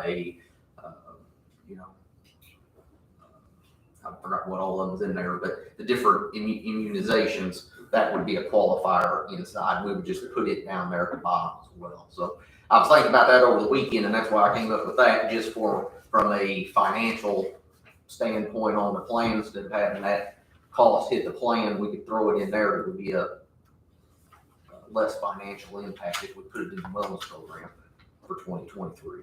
So those standalones down there can replace Correct. one of them. Correct. Yeah, say you missed on. Back to the smoking thing, and if you're a smoker and smoking cessation is one of the plan, we could replace it with that. Correct. Yeah. Because there's 2. It would be 2 standalones down there. One being the 3 preventative screens, and then we would add that other layer being the financial resource. And from our point, we want healthy employees for their sake. We also want it financially for our sake, so that they're on the job and performing and not using healthcare and that sort of thing. So what you're saying is that, let's say we've got a smoker, so instead of that class, they take something from they get the flu shot, they get the standalones down there. They are improving their wellness. Correct. Maybe not to offset this one that was identified up here, but they are improving their wellness. So I think I understand the concept, yes. Don't get me wrong, I would love to get it, just offer the financial wellness resource, because I think it's something that's very important, and I think it would be very, I think it would pay for itself. But you're looking at a $7,000, $8,000, $4,000, $5,000, $7,000 flat fee there. So that's why I was thinking in 2023, instead of keeping that cost down, adding it to the wellness plan, it would help our overall cost, but still have a resource to help employees that are interested. So still the employees would have to select a program that they would participate in, whether it's Dave Ramsey or whatever. I think that's our own. If we put in the wellness plan, it would be the Dave Ramsey Smart Dollar Financial Peace University offering. That's one it would have to be. Because that's the only one I've identified that can be purchased on a per employee basis. And would that be the employee's responsibility? No, that would be ours. Yeah, they would contact us and say, we want to take this class, and then we would purchase it and then give them the login credentials to access it.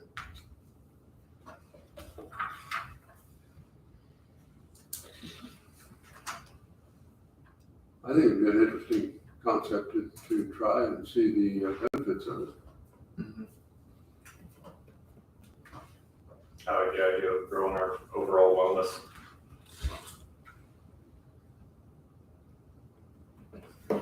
I don't find it necessary myself. I think it's, if anything, I wouldn't mind if I guess my preference would be to not spend any more tax dollars on this kind of a benefit. It's, I don't think that it's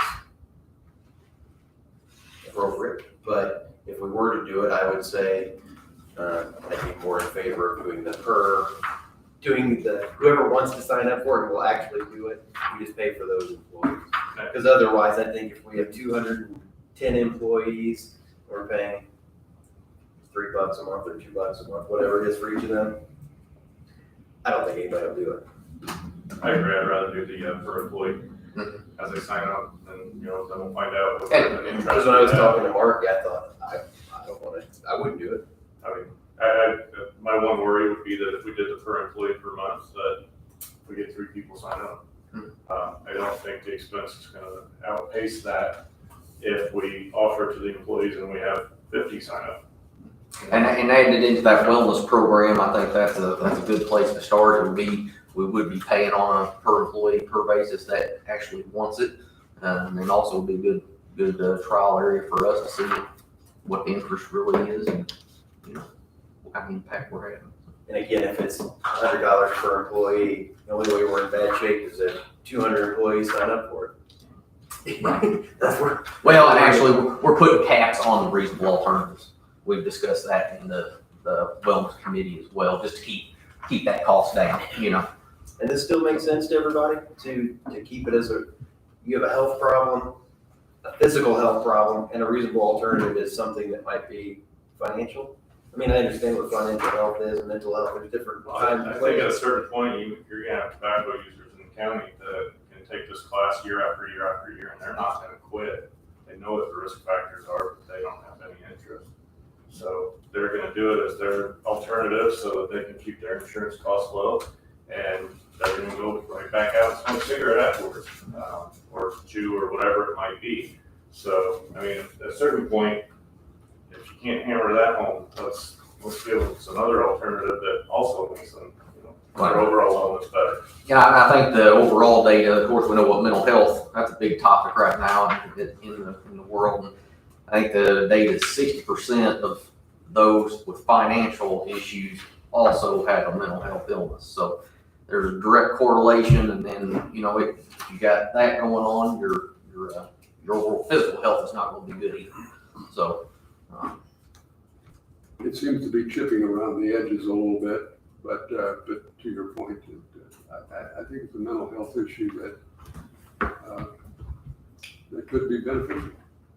I think, like Nick said, we're trying to take the wellness committee and take the health option, but blossom it into the mental and the financial and different stuff, so. Do we have other counties doing this kind of thing, paying for this? Mark? Yep, we do.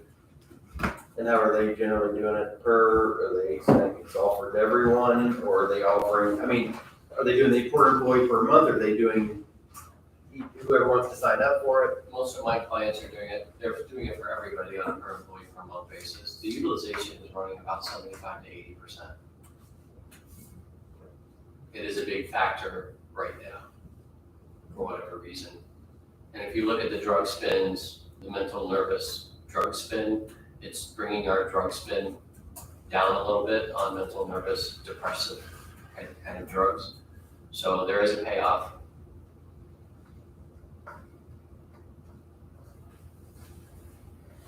I may not be seeing the full picture. I guess it's just my initial thought and the initial emails that I've looked at, I thought it's just another expense that we that we're taking on that people are concerned about it. I mean, I've known about Financial Peace University for 7 years, and I know that there's and I actually was telling Marky, I have one of those Dave Ramsey books at the house that I got from the library. I get for nothing.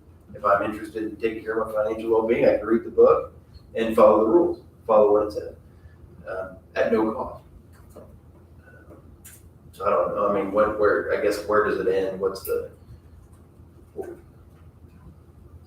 Most of the time, we see the financial package as part of the EAP, but, and I think you used to have it as part of your EAP, and this year at renewal, it was kind of pulled away from us from, that's the reason this kind of came about, is because we had a financial wellness piece inside your EAP, not a financial wellness, but we had inside your EAP, you had your 5 or 6 month visits.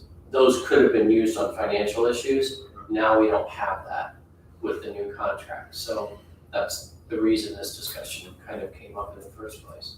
Is this something we're to decide today? Yeah, I think so, yeah. I'd like to, So you want it for 23 or 24? 2023.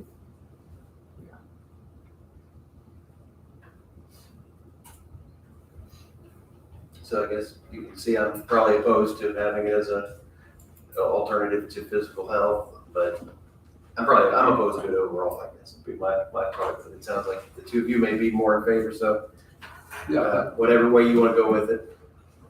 I think it's something I would be in favor of. Giving it a try. I think I lean towards the, just paying for those who sign up, not the per employee per month. What kind of cost are you talking? $100 $100. employee that uses it. You know, versus the per employee per month was, what, $7,000 for the year. Here, I don't have that paper with me. What was it, $1, was it? Let's say it was $3 a person, then that It was like $6,000. $1.85, I think, something like that. Call it $2. So if we have 50, 60 sign up, we're about even. But that one doesn't matter. Oh, Right, Yeah. we're about even. Yeah. So we can judge our utilization this year. And if, 150 people sign up, I guess we eat it, and, next year we go on the per employee per month. So one of the things that I've seen with the Dave Ramsey program, because it is a little more expensive, you're gonna kill me, but if they start the program, it's a rather lengthy process. I've seen employers where they'll charge half of the cost of the program, and then if the person completes the program, they'll give them they'll pay the full amount. But you have to complete the program to get full reimbursement. That makes sense? Because there are, in the Ramsey program, because it's intense. There's a lot of dropout there. So it could be something you could consider in your part of your wellness to say, we'll pay for this if you complete. It's a reasonable alternative. We're gonna pay half the cost. If you complete it, we'll pay the full cost. That way they have some skin in the game. Or the other way around, if they sign up for it, they don't complete it, then they get billed $100. Administratively, sorry. Who does that?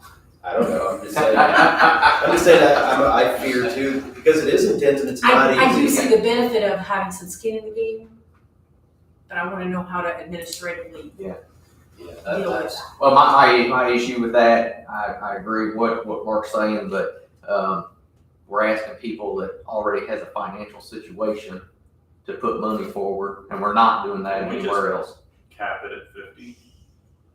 First 50 participants to sign up, we'll pay for it, and beyond that, I mean, is that something we're allowed to do? There are other reasonable alternatives, so that way we cap our expense. I'd appreciate that for the reason that we don't get over. Actually, I don't really care, because I don't think 50 people are gonna sign up for it. Well, I think I agree with that, at least not initially.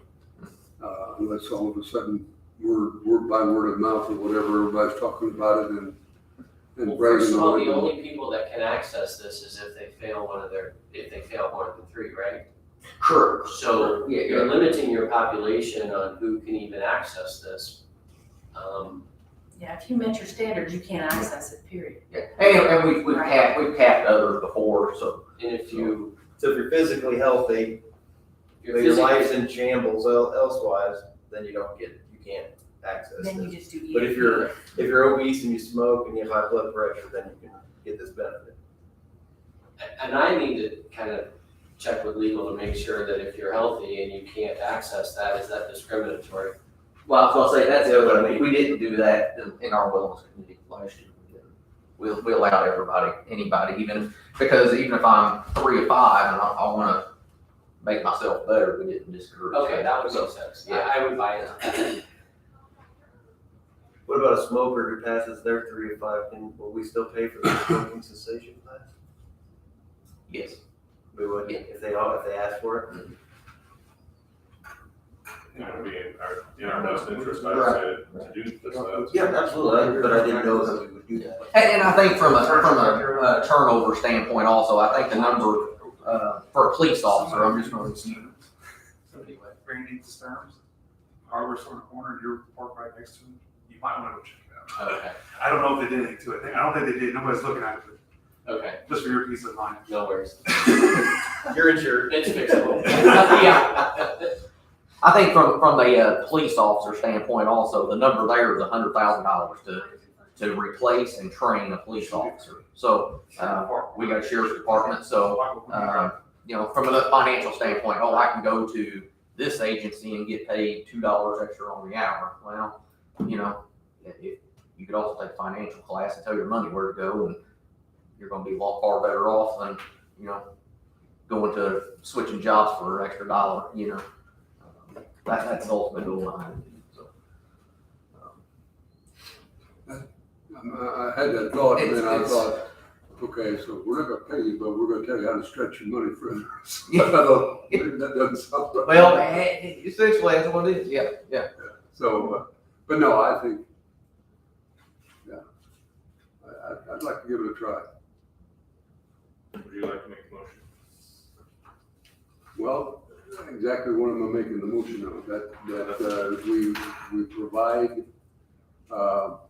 financial wellness as a reasonable alternative. We talked about the dollar amount, we talked about putting a cap on it, we talked about, so where are we at on all of that?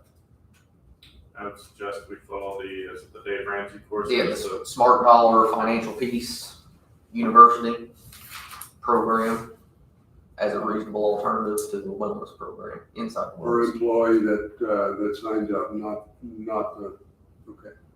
What did you call it, the smart? Smart Dollar Financial Peace University.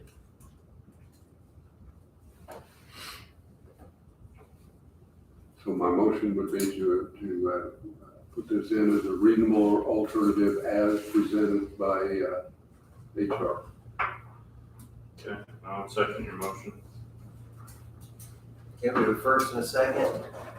So, as presented by Mark, can you clarify what that means? Because are you saying that any employee that wants to sign up for it can do it, or it has to be that they fail their health metrics? It's in the service, so. Is there a cap? We're not doing it for others. We'll do it for anybody that wants to do it.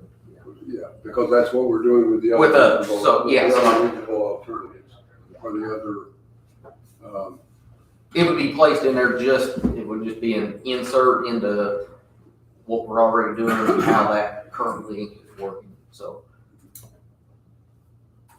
So it'd be just like. So, yeah, so I don't- Alternative. Yeah, so I don't know if we have to specify because that's how it would be treated like all the others.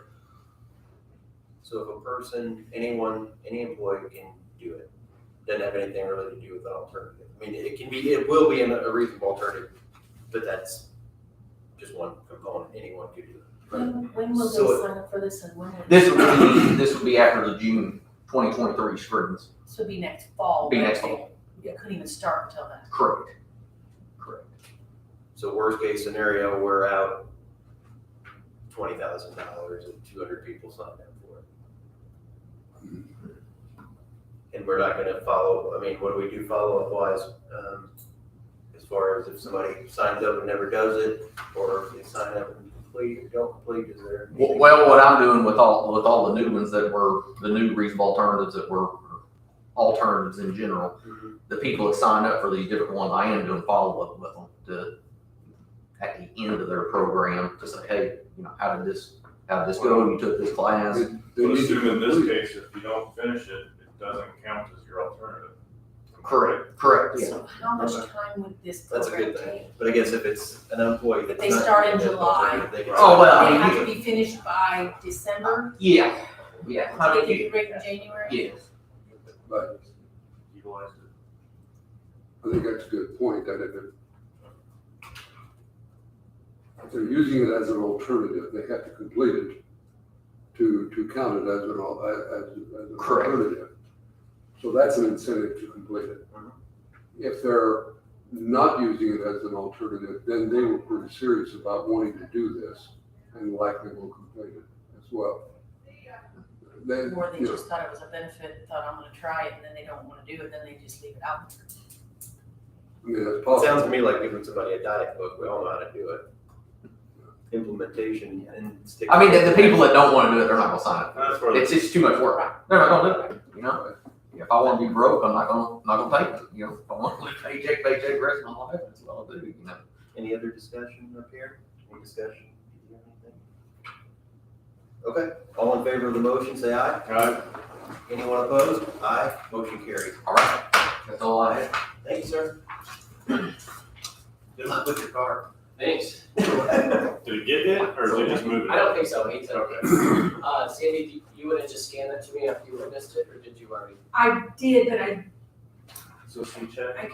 Don't make a copy. you just wanna make a copy and then we'll have it? Yeah, so why sure. And a new driver coming one time, she ran right over the parking curb and the building.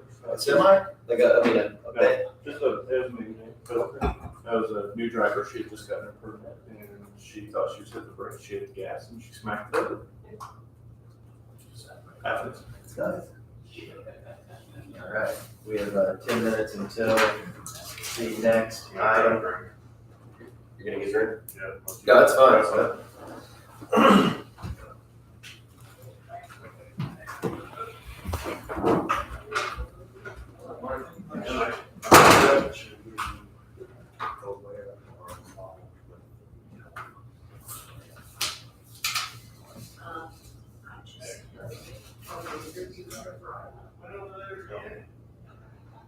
I get here because, I don't know as much as I would like to.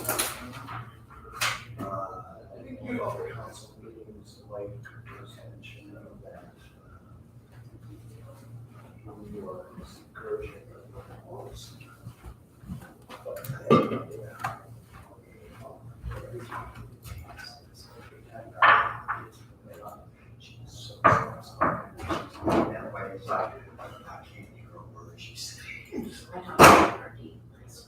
Yeah.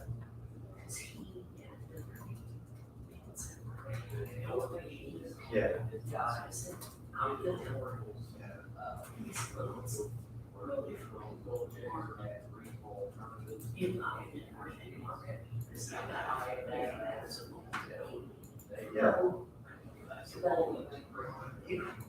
This is very close.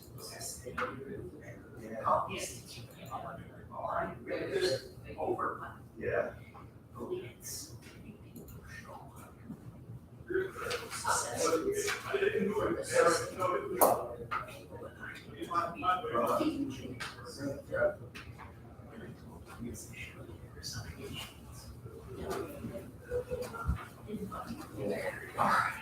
And you kept one for you, right? What's You that? kept one for you. Yes. Would you take for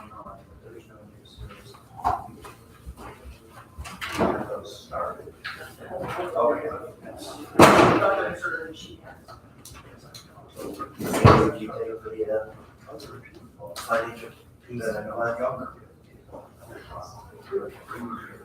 That's all great. Good. Yeah, well, I don't know. Participate. It is his work. Spend $1, $2 every dollar you earn. Hard to change that.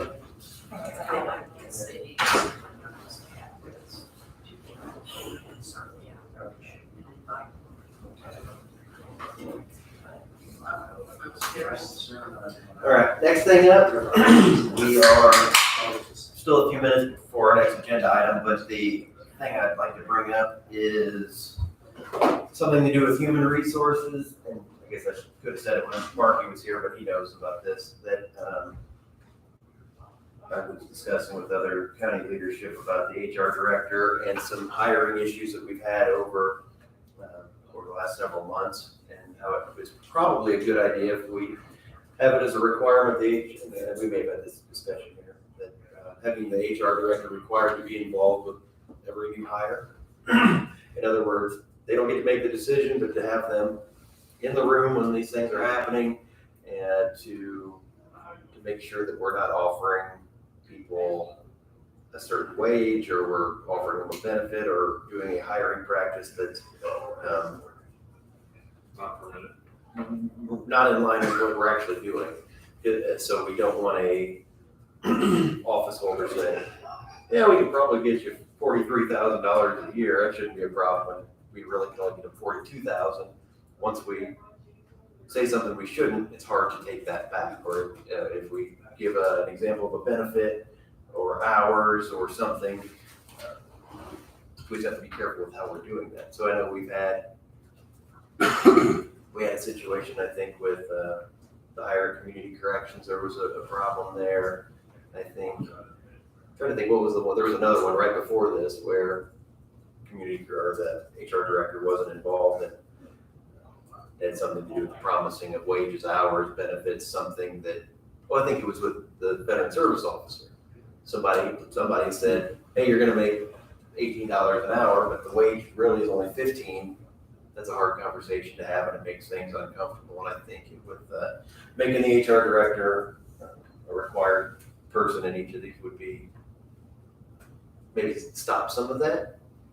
And again, we aren't taking away anything from the people that get to make those decisions. I've been in enough hiring situations with Mr. Rhodes where if I need his opinion or want his opinion, or he will come along as far as we want him to, or he'll stay sitting back as far as we want him to in a particular hire. So he won't be taking anyone's authority or judgments or decisions. I just think it's good to have him involved. He's a trained professional in this area, and I think it's one of the reasons we brought him on. So I just want to bring that up for discussion. Yeah, no, I think that's a no-brainer, that we want that. Whether we can force that or not, I don't know, but we can certainly impress upon everyone. I'm talking about with elected officials. If it's an elected office, there may be a difference than with a regular department head office. But we could certainly impress that upon everyone that's what we need. Not just what we want, but what we need and what we ask everyone to be a part of. I think it should be a shall instead of a may.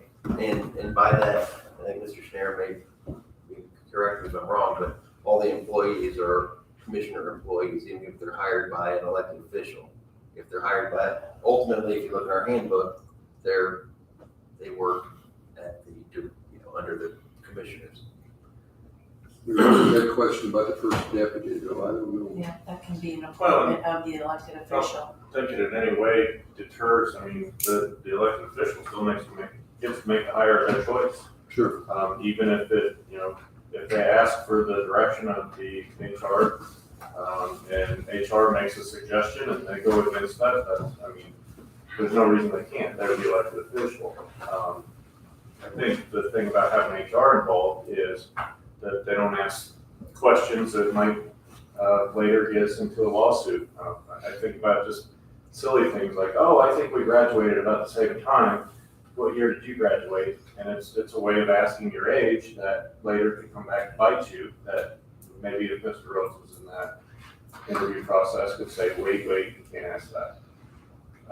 And that's why we have him on board, so. Are you planning on having more children? Right. How long are you gonna be in the workforce? There's a lot of things that would be inappropriate to ask that someone may innocently ask, just being conversational. Right.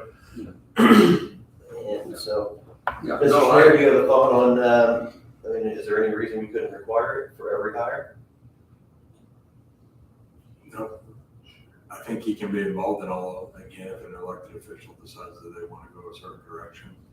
He's there just as the oversight. I don't think I've hired using him, and I don't think he's ever said, you have to do this. Right. It's my decision. Sure. He just helps. He may think you're wrong. And we're not trying to He keeps take that to away. himself. And he doesn't give an opinion unless you ask him. He's there for process, not for.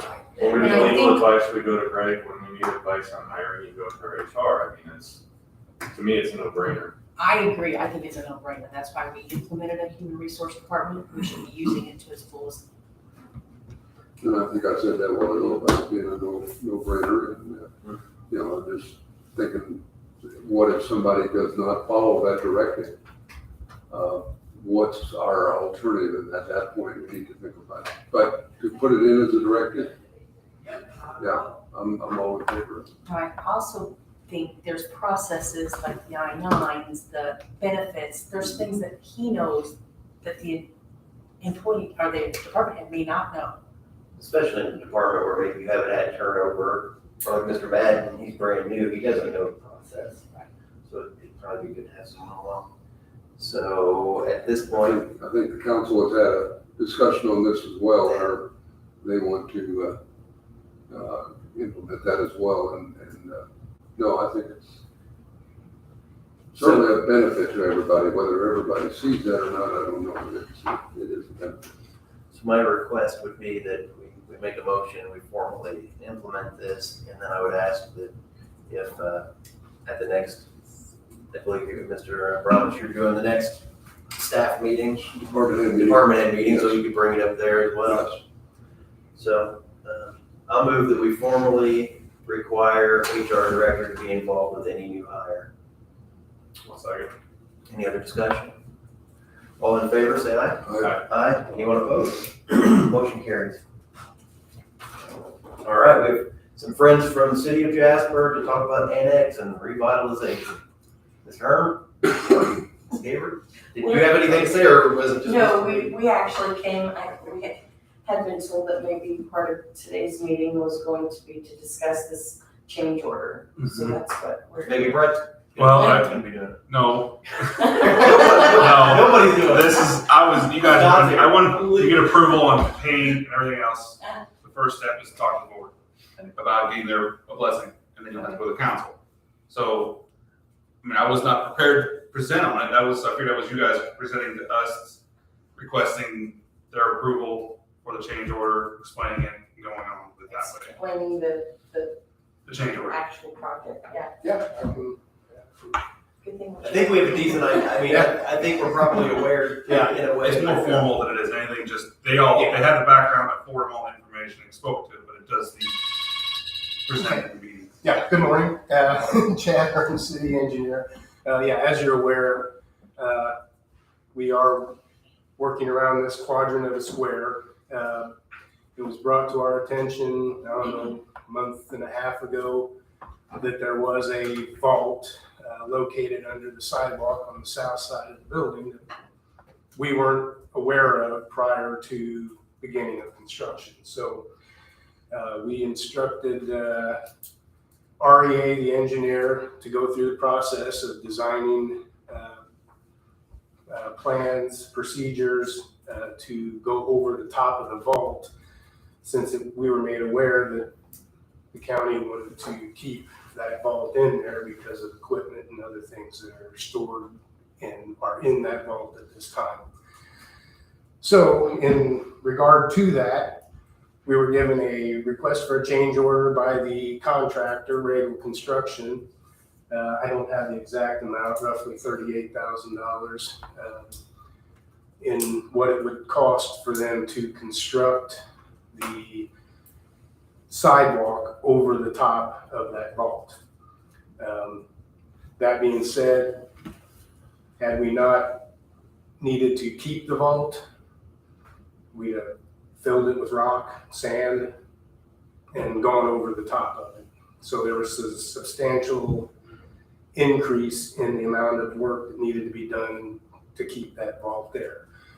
So it's the city's request that the county cover the amount of that change order for the vault. And just filling it in really isn't an option, would it be? Not for you guys. Not for us. No, I mean, not just for us, but I mean, just from that would take some extra engineering too, wouldn't it? No. No. No? Okay, I guess maybe I'm not understanding. You would just, you When I build go a down wall. and look. You would at have to build a wall You build a wall. inside. That's what I was getting at. And that would be our expense. Yeah. The wall would be our expense. Right. So So when there would be a cost. No, go ahead, I'm There sorry. would be a cost to us to fill it in. Well, we would have just gone through as a course of the project. There would have been a cost to the county to construct the wall We'll construct the wall. on the inside of the building. Yeah, our inside the vault. Yes, that's correct. But really, Unless we wanted it filling in half the room. Yeah, Yes, yes, that's the other part. That would be the other option, yeah. that's not good engineering, probably. So really, when we walk in that room in the basement, at some point, you're no longer underneath the footprint of this wall. You're extending further into and where does it go, to the end of the curb? Actually, it goes about 2 feet beyond the edge of the existing sidewalk. Apparently, I don't know at what time the road or sidewalk was reconstructed. There was a block wall built inside the vault, about 2 feet from the original wall. So if you were to look out here, you can see where the old concrete wall is on the outside of the sidewalk. So at some point, the road got extended. yeah, parking got changed or something. Yeah, that's not sure when that would have been, but yeah. What's in the room? Is it boiler equipment or something now? Communications equipment. Communication as far as is a in big the- thing, and then there's gas line running through it as well. Okay. I was thinking it was just the boiler, but. The boiler, I think there's vents for the boiler to keep the fresh air in the area. And you looked at it, Brent, and you think that the plan put forth by this company is appropriate Yes. for what it is? My first thought on it was, I think it's a fine ask that we should be paying for it. Due to our structure, it's gonna be an additional cost for the city, I don't mind paying for it. That's my first thought. Commissioner Brown, Mr. Husted? Is there any other, I mean, you're in quadrant, your first quadrant here, have you found any other areas such as this? Whimsy has one. They've closed it in. Okay. And then That's the only other one we know of. And they did that at their expense also? We had one, Where was the other one? just Whimsy. Just one. They actually have a staircase that goes down on the east side of the building Oh, that one. that they closed in. We're gonna fill it, yeah. Years ago, Siebert's had one behind their building. When we redid the sidewalk back here, they blocked it off and we filled it in and went over the top of it. Most of them were for coal chutes years ago, I guess. So, Sternberg's has one. What on with this impression? we're not aware of it. I think you guys are. Okay. That goes on your list. We'll find out. Anybody have what do you think? I mean, so our job would be either we're in favor of going along with it and the council will have to decide to pay for it, or we could say we want to look for some alternative. I support moving forward as it's presented to us. Yeah, I think I agree that if we're gonna keep the room, that we need to keep the vault, not vault, but fault, right? Anyway, yeah, that's the alternative that. And the reason we would need to keep them is for the fresh air, the vent for the boiler is number one. Number two is the gas lines that are running through there. Three is the communication lines. Those are the reasons. Could the gas line and the communication lines be relocated? Yes. Easily? No. So, but the vent air, the fresh air vents are the number one reason why we need to keep them. And you've looked at the change order, the The plan. proposed plan for doing it, and the change order reflects increased cost for doing that, because obviously there's the same amount of concrete in the sidewalk and all of that. Yeah, so So basically. it's not fixing the whole thing, but the increase in the cost of doing that. Correct, yeah, in order to span it, there's some steel work needs to be done in there, some angles, some decking needs to be put in there. We're waterproofing, we got a liner that's going down over the front edge to keep water out of it. So yeah, there was additional work on top of what was originally laid out, yes. Yes, my only argument would be is if you weren't asking the other businesses, we're a government entity, so it is a little bit different. My only argument would be is if you're not asking the businesses to pay the same expense if it was a private company here. I don't think that would necessarily be a fair ask. And the other thing would be that if we weren't doing this work, we wouldn't necessarily have to go in here and do this right now. So, and it sounds like the other two commissioners are on board. I probably would ask the city to share the expense with us, 50-50. I think that would be a reasonable ask. If we were just going over the top of it, it would have been totally included in our expense, so that's the other argument. That is kind of included, really. I mean, that's our cost. But anything to Commissioner Ramos' earlier point, anything that is included in the change order is a true change. It's something that's necessitated by. You're not passing one of your original costs on to us. This is the new one. Exactly. I'm with you. I don't support the project. I don't need it want it to cost you anymore, and I guess I don't feel the same way. It doesn't really make me any difference. I can pay something or somebody else doesn't, we don't. I don't know. I feel like we have probably a different relationship with the city than maybe an individual would, but maybe not. Anyway, none of that really matters. I guess let's just go ahead and get this motion on the floor. I'll approve passing this on to the county council for. It's not only that, it's also the alteration to the building, because they want to do work to the building. I mean, it's the vaults, but it's the bridge decking and the beams it's an alteration to the building, so you guys, I think, formally have to approve that. Yeah, we're approving the And plan then the for finances, you review. yeah. And passing it on to the council for Yeah. consideration for payment. So that's my motion. I'll second that. Any other discussion? All in favor of the motion, say aye. Aye. Aye. Anyone opposed? Aye. Motion carries. Thanks for coming in. Thank you. Thank you. How's the project going So overall? you said 38,000, Project. can we send you the? Yeah, you or can do send you me have- that. No, I don't have it, I need to Okay, get it, okay. I wasn't asking you guys for that, but Yeah. when they give me We'll the get you change a copy. order, then I can get it, make it for you guys in the council, so. Yeah, we did approve it at last week's board works meeting, so we'll get you a copy. Yeah, that's all, and I'll forward it on to them, so. Everything else going okay with it as far as, anything other than what's been reported, I guess, in the paper? So far. I mean, it looks like they're making some progress. Materials were a delay at first, but it looks like we've got that under control, so. We had some issues getting submittals and materials approved, but yeah, now that we've got everything, we can keep going. So yeah, hopefully, Rain now it's stop. gonna start raining probably, So so. when do you anticipate this quadrant What's my question? being complete? This fall. This one will get done this fall. We originally had hoped to get two done this fall. We won't get two of them done this fall. But, They're picked up as if everybody else's supplies are.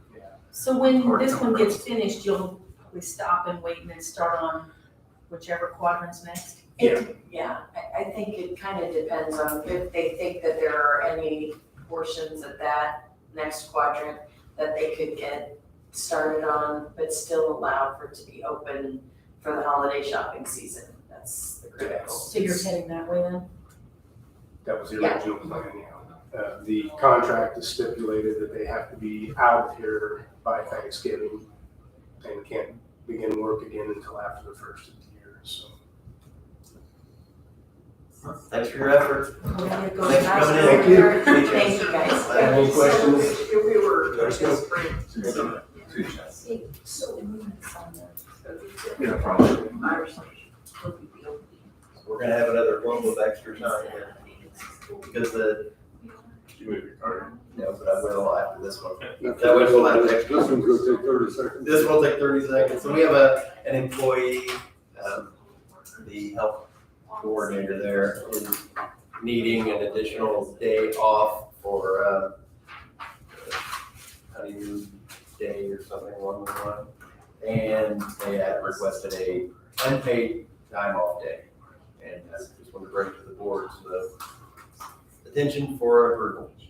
I move we would approve that, request for an additional 1 day of unpaid leave. I will second. Any other discussion? All in favor, say aye. Aye. Aye. Motion carries. So unfortunately, that puts us 15 minutes ahead, and then the thing that's after that is surplus items, which will take another 30 seconds, which will. All right, I know. So really, we've got probably the next 45 minutes should take us about a minute. You can change the agenda, subject to change. It's always posted that way. Bring out a deck of cards if I had them. Yeah, honestly, I think I just plowed through and be done early. Yeah, that's what I mean, subject it's- to change means. It always says subject to change. I post that on everything. If they were thing issues, I think we have. I don't know that 11. Mr. Young will be here at 11, so I think we're stuck either way. I mean, I can call Ryan and consider. Yeah, you mind doing that? No, that's fine. I'll get a hold of him. Want to go out and take care of a quick personal item? First one. Careful or you walk out there. Nice out there.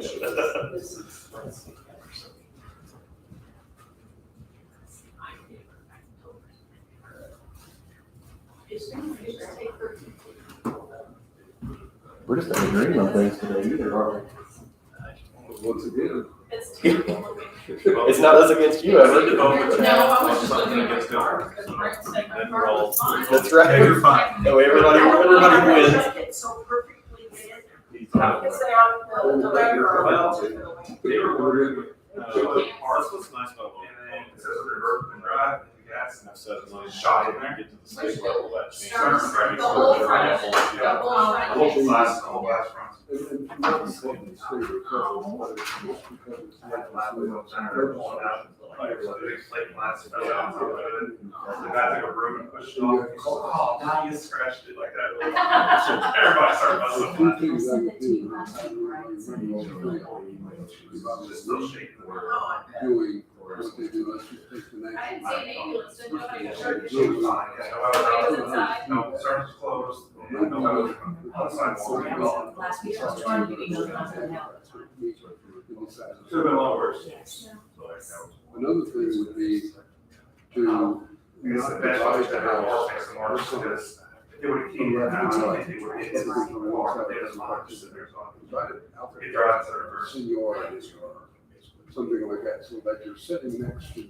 State by state or- Yeah, that's sitting next to somebody who's at the point, or something like that. And I don't remember what the third was, I had I've been ready today, but I don't guess it's I've had too many $10 tickets confirmed a few times, and it's usually around voting time when I'm in and out. I just feel like, so.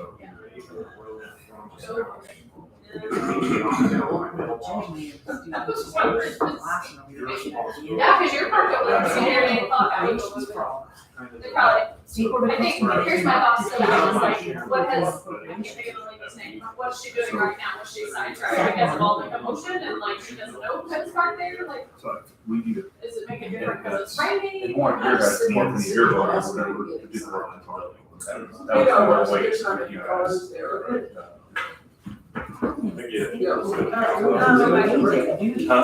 The council paid, yeah, they had a 5%, but. More than 50-50. And that's up to you guys, that's what I told them, I said, I'm out of it, that's your guys' call, that's why you guys have elected. Well, and I think I should be able to get those chances. Or, of course, we agree with the other part. On accounts, and it's 10 years. I'm not sure that It's a contract. put into that what I would put in. They sign, Forget they sign a payment. Now you told me that, yeah. It says on the. I don't know, that's what I do not. Extends that out. Wait a minute. And these are- I mean, we're putting into it what we're getting out of it. You know, the ramp and the parking lot and stuff like that. But we're everything else in. Some are still in the six, but they're sold. Me, they're all in the other down there. Right. That's priority. And they're really standing great. I really hope that this has the desired effect and get more people downtown. And I think it could. I'm excited about it. I think it could. Yeah, that's over there. It's a lot nicer. Just look at what's going on down around the river. Down around your place. It increases traffic. I think. No, you're not getting foot traffic from the hotel or 300. I mean, they're kind of all inclusive. Bridge, to me, or the street, or you can walk out the front Well, door. to the Zora, I don't think that's a responsibility to us. It's kind of same. Brewers will get excited. You're gonna risk it? Over there. I'm gonna risk it. Cafe Union out there. That looks worse now. Yeah. That's, There's a lot of things that are gonna be in that building. I know. That's not me directly. Yeah. I know it's not my. those, And I'll tell you what, when I you, just think. you got a choice of walking out the front door. Yeah, that's what they call them. And they're turning across there the street. They always pick cheese too. And you're local and driving, you have one block away to the restaurant versus in my parking lot. It's so long, I've done that stay in, kind of like That lot. probably hasn't changed. I would say probably.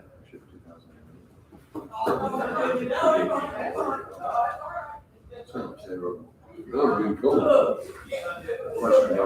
You should try sitting in one of these chairs. I feel like they should have a seat heater. Man, they warm you up. Take it up. You gotta like sit forward every once in a while just to like cool off. Like,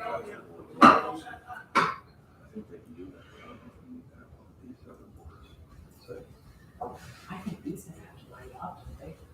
Or is it county? I hate to have it brought up. It's bad. So gentlemen, I don't know if have you seen the whole inside of that building? It's amazing, check this out. oh, you got pictures? Yeah, that's a Okay, I'll just walk over to Martin's office and look at it. Oh my gosh. We tore out the whole door, And then she kind you know, that's where you would enter, and then the of, I whole, made her kind of aware. So what happened, you know? I guess somebody ran into the building. Oh, you're talking about. But I mean, I would guess she was parked based on, like Mark's car was parked right where the next parking spot is. So I'm guessing Yeah, when she was parked, doing driving, she was first, hit the gas. He's like, Yeah, I want to call it. Old side, isn't it? yeah, here's the, Do you want me to call my? That's unreal. Because that's why I think they were parked and something happened, because there was no, Mark was parked right next to her and nothing happened to his car. So it didn't come in hot or anything weird. So, no longer original storefront. Nope, not anymore, unfortunately. Well, it has to be returned to the same look because it's a historic building, right? I think you can use new lumber and everything. Sure.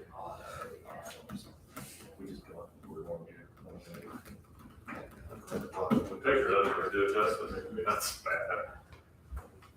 I didn't see this one happen. I mean, Chuck Brandon Stearns Hardware. what are we gonna do when there's no curbs out there? That's what I told Chad. I said, see, it doesn't matter if we have curbs or not. Whatever the process is. Curb ain't gonna stop you, it's just gonna make you bounce real heavy.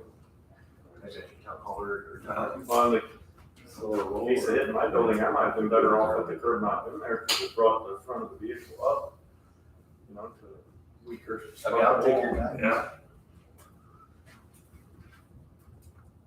So I don't know that either of these guys know anything about it. So do you really, well, they may from the exit interview, but What? maybe not. something else. Do you want me to call State Board of Accounts now and see if who would have to be the one to write it off? or- Yeah, that'd be fine. But that way we make sure we go through the right process, that we don't get in trouble at the end. I think, yeah, that's probably the best course. So there's some outstanding fees for community corrections. So somebody that, in 2010, I'll give you one example, a person that I knew that's on there, he was in community corrections in 2010, and he didn't pay his bill. And so they send out letters, and if somebody moves, then the letters usually come back, and collection things happen. And he's actually been deceased now for 6 years, but he's still on the list. And there's a lot of old ones, and if they're over 6 years old, I believe, and if we haven't already started a small claim or some kind of action against a person, then I guess there might be a fine legal definition of how it works. So I guess we can still collect the money if they volunteered the money, but we can't sue them for it, or we can't actively go collect, I believe, and we can't garnish their wages. So basically, for all intents, it's uncollectible, you know. And a couple that if we did try collecting, and there's a way that we can intercept someone's Indiana tax return money. So we've done that with some people that haven't paid. Okay, And thank you very if much. we do that to one of these people, then we're not really following the No, law. you'll just start heading to the EDC Kind of conference. a statute of limitations. Yeah, it's a statute of limitations unless you take action. So if you didn't pay and it's the 5th year and we take action on you, that extends it another, I think, 5 years. And then within that 5 years, if we take action again, if we can sue them indefinitely. But I don't think we've done that up there. And so we have a huge amount of money sitting out there that's old and uncollectible.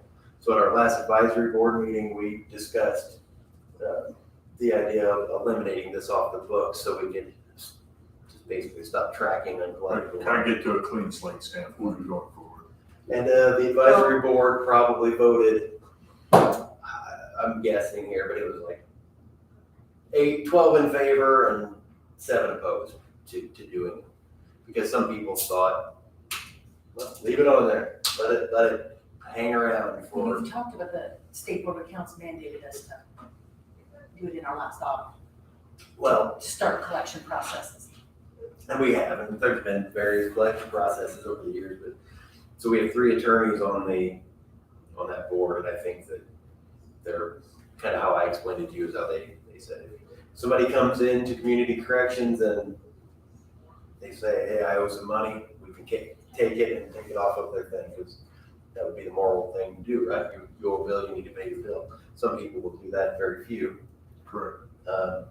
But the rest of the people that voted in favor of it said, we've talked about this, like I believe one of the judges said, we talk about this every year. This money just is like a noose around, or, you know, something hanging off of us, and let's wipe it off and start having a better process in place now. So when somebody gets 5 years behind, every person maybe will get a small claim.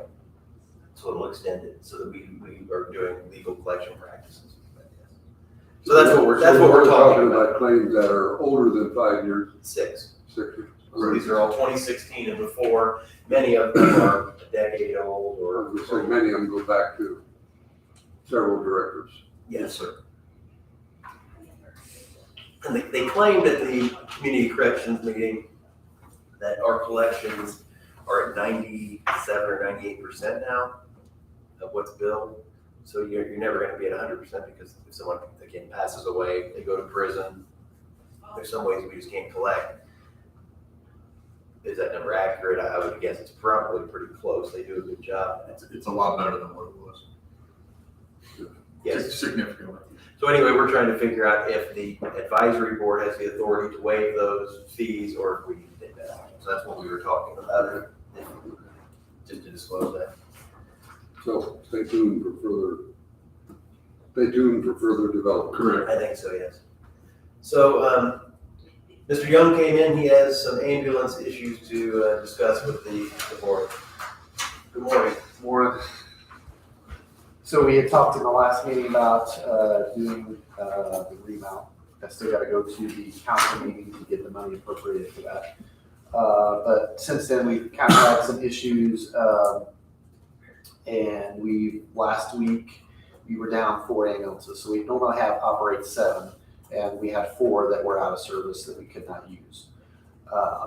And so talking to Greg, does that qualify as an emergency situation that we can bypass the bidding process and get the ball rolling?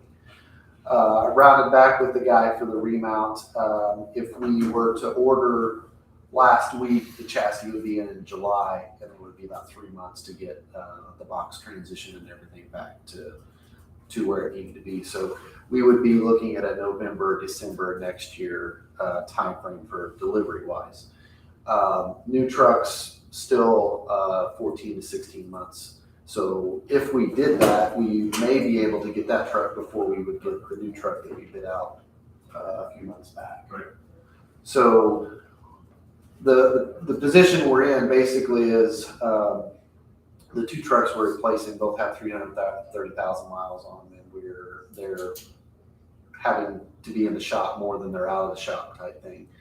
And my concern is, having the trucks available if something happens to one of the other trucks.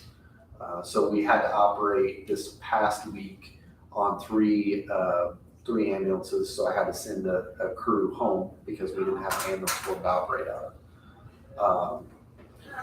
We kind of got 2 problems. We got a staffing problem, and then we got the ambulance problem.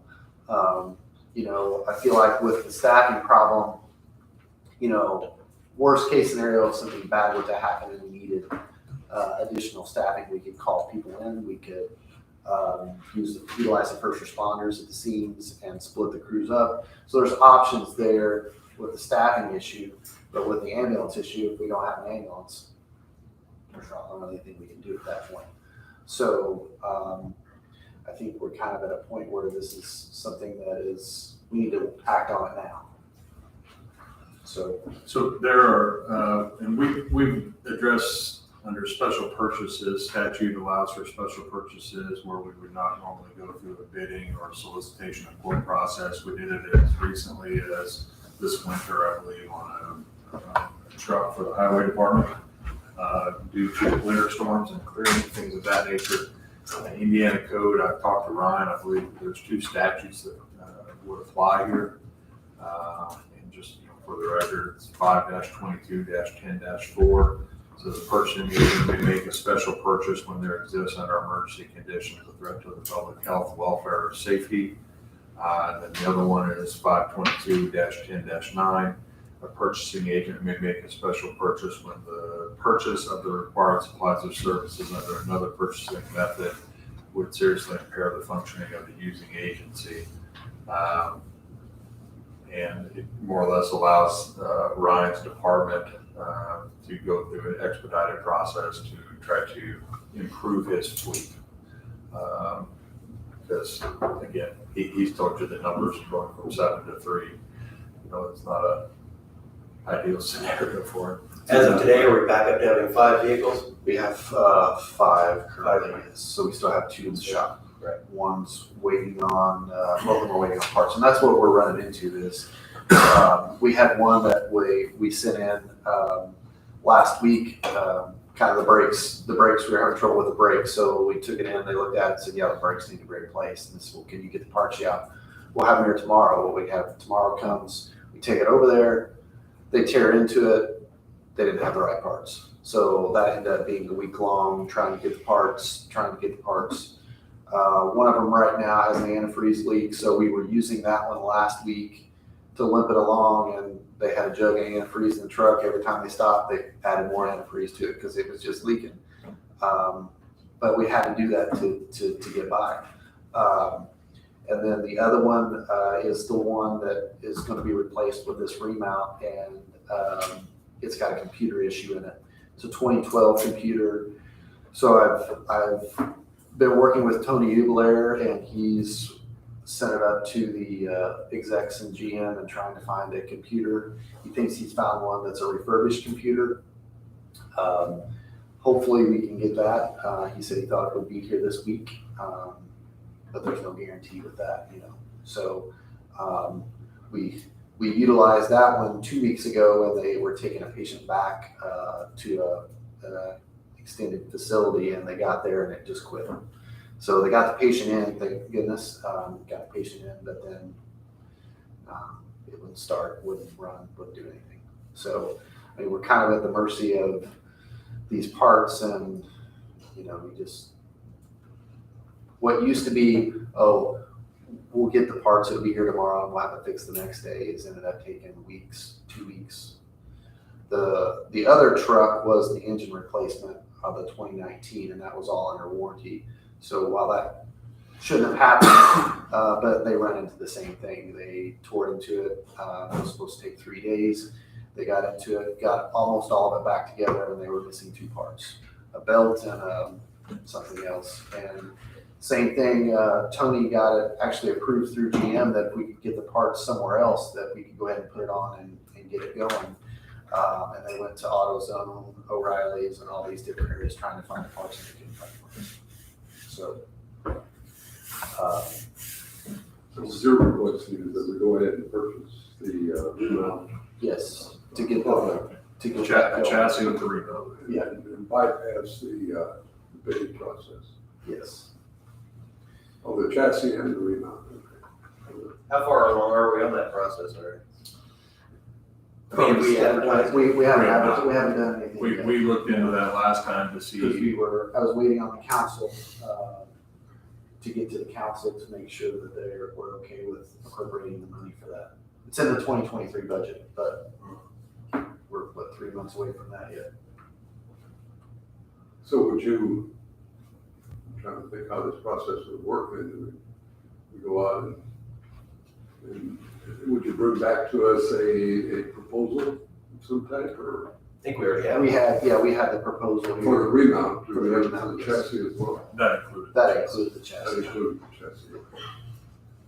So really, what will it save us? It might save us a month of the process, so, Yeah, but we're in such a position where, well, you just don't know, that's, yeah, we that's don't the know, problem. a year from now, we'll be wishing we had a month, maybe. You know, if this computer doesn't work, we may not get this truck back. I mean, the truck may just sit there until we complete this remount process. And the other question is, how much does it cost us to bypass the bidding process? And my hunch is not much.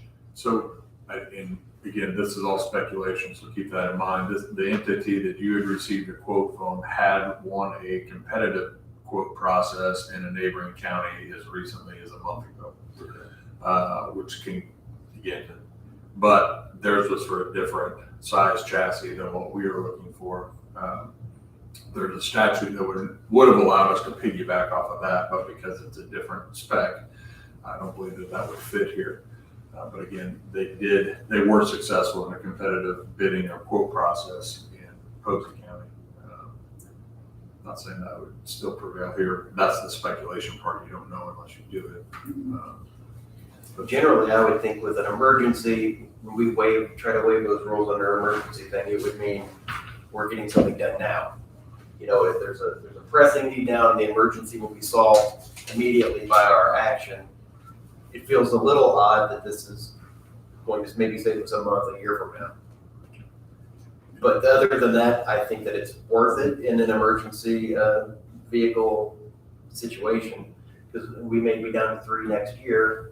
And if we get this one month earlier, that saves us a month of headaches or lack of coverage. If we had to rent a loaner ambulance, I think they're about, I think he told me about $250 a day. So, you know, multiply that times 30 days. If it saves us a month, that saves us that much money. Hopefully it won't come to that, but I mean, you just don't know. Well, we tried to rent one. Susan was here. Correct, and so that was another scenario back in 2019 or 2020 when we had just bid one, and then one got totaled. Then we went through the emergency process there, if I recall. Trying my memory here, but to go ahead and basically buy it in under the same bid that we had just done under the emergency conditions that we were out in ambulance as well. And then we did rent one for a period of That time. didn't turn out so great or something. No, I mean, you incur the liability of, again, what happens if you wreck it, what happens if something gets damaged, if something breaks on it while you're using it, you incur that cost. So it's kind of a catch-22 there.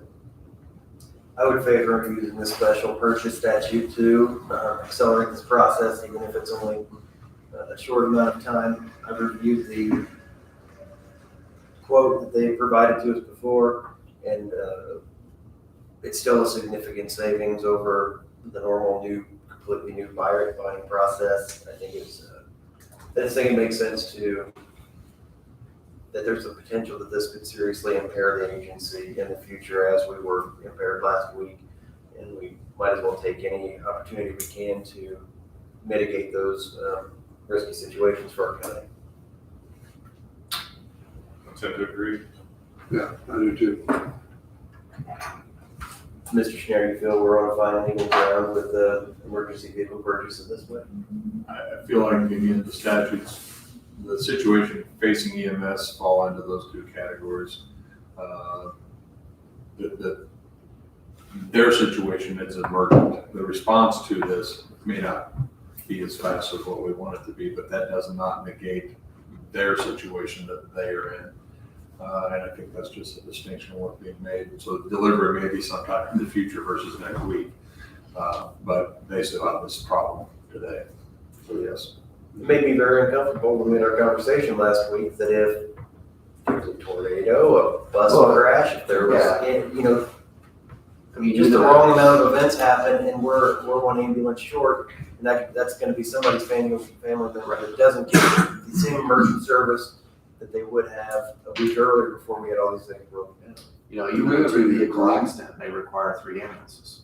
Even like a 2-vehicle accident may require 3 ambulances if you have multiple people in each vehicle. So. And if you're that fourth, the next accident, right, you have to wait.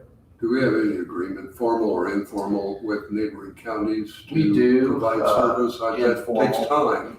Informal, yes, we do. But it's just kind of what the situation presents. If we have the availability, we go. If we don't, we just 30 minutes ago, there was a severe accident in Orange County just inside the line of Du Bois, and we sent a truck up there.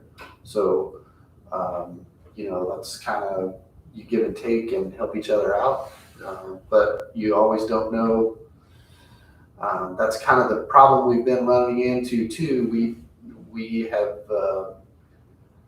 have seen in recent months, we're going into other counties more often to help out, which is a nationwide, statewide problem with the EMS service.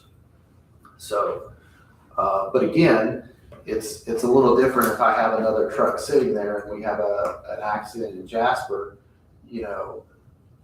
I can talk to Kenny, the chief, fire chief here, and one of their first responders could go get the other truck for us, and the crew could split up, and then we could have 2 ambulances at the scene versus 1, and then we could transport more people that way. If I don't have that ambulance sitting there, then we will have to wait for somebody else to come. So the things like that you can kind of fudge a little on, I guess, if you will, but it's hard to do that when you don't have that resource available. I would move that we use the special purchase statute to expedite the process of ordering the refurbished ambulance. Chassis agreement. Correct. Yes. Based on the quote that we previously received from the company. Second. Any other discussion? All in favor of the motion, say aye. Aye. Motion carries. So now you will be, so what we're gonna do with the council first? I have to make sure that So there's funding that could be made available of emergent nature. If not, they're going to be meeting to discuss that. so it's a similar situation as the cost. So we already have the money budgeted, but since we're making the purchase before the budget is available, how do we go about that? Do they make us pay up front? No, you won't pay And we'll pay until for it in the budgeted year. you'll pay for it. in You're the just budget. declaring an emergency to go ahead and order it now, or pay for it then. Pay for it then, yeah. Here's one you need, I guess the reason you were going to the council previously was we need to make sure that the money's there. The purchase is Well, the approved, but we gotta make It's sure. gonna be in the we pay it. budget. We It's just in the haven't approved budget, yet. Got it. But the cots, you've ordered them now to get that full month lag time Right, cut down. right. And now we're having a 12-month lifetime, basically. at this point. I hope we can get past all these issues I for you. know. Well, it's like, you try to, I mean, I'm sure that the highway garage is dealing with the same thing. You try to plan, but you're planning 18 months out and you just, you don't know what's gonna happen 6 months from now, much less 18 months from now. So, You don't know what'll happen later today. right, exactly. I mean, so what do we need to do for that then? Touch base with Sandy after the meeting and then she'll. Let me call you. Sure. Yeah. So, okay, sounds good. Thank you, Mr. Young, appreciate it. Okay, we have 911 surplus items. I was assuming he was going to come in. I think we told him you didn't have to. Last time you said, Stuart. I thought he was coming back. Was he here earlier? Well, he said, I was gone last week, so I haven't got through all my emails, but I thought he had an email, something about needing to be added on the agenda. They got a number. Here, she printed me a copy. Meeting. I don't know anything about that, I just. Can you add me to the next commission meeting with the topic to dispose of items? The last time he was here though, I'm 90% sure that he gave us the list and we said we couldn't do it till the next meeting, but he didn't have to be here. He just, I'll hang real quick. The items I'm wishing to properly dispose of are as follows. I mean, he gave you a list: desktop PCs, recording devices, TV, 13-inch TV, DVD, slideshow projector, monitor, and another monitor. He sent that to us. He sent it to me last week, Okay. and I wasn't here, so I asked Linda I to don't put it remember on the seeing agenda that. and print this. I don't remember. It was forwarded to you on He, September right at the 13th. very end, he was here for something else. He said, I also have some things I need to dispose of. And he said that wasn't on the agenda, so we'll have to wait until the next meeting. Tell me we would forward it to you. I think it was sent out on the 13th, On but the 13th? Yeah. Let me look back. Well, it says, I tried to forward it to you last week when I was out, but I had a lot of internet problems out there. I don't see it on the 13th. Chad, if you got it, EF Promise yeah, so. 11:21 PM is what I have on here.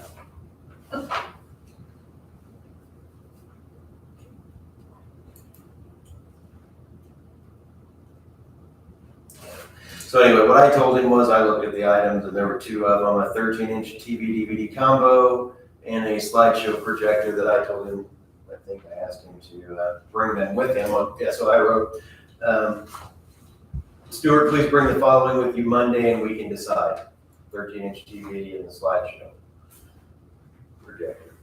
So I did ask him, I guess I did ask him to appear. Anyway, I guess my motion would be to approve getting rid of the desktop PC, the recording device, the monitors, and the administrative phone, and for him to bring the other two items in for review. Okay. Motion. Yeah, she may be calling him. Hi, it's Sandy. Is Stuart there, please?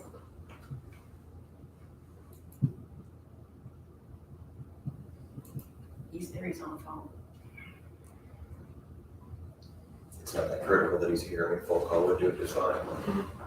Other than I wanted to bring his item. You just wanted to bring the slide projector because how excited you used to get at school, right? Is it on the car? Walks in the door with it and he's like, yes. Oh, yes, slide day. I remember when they used to make that bing noise, and they would throw a metal one. Commissioner meeting, he was gonna, we were under the assumption he was gonna appear. But if not, Volunteer. That was fun.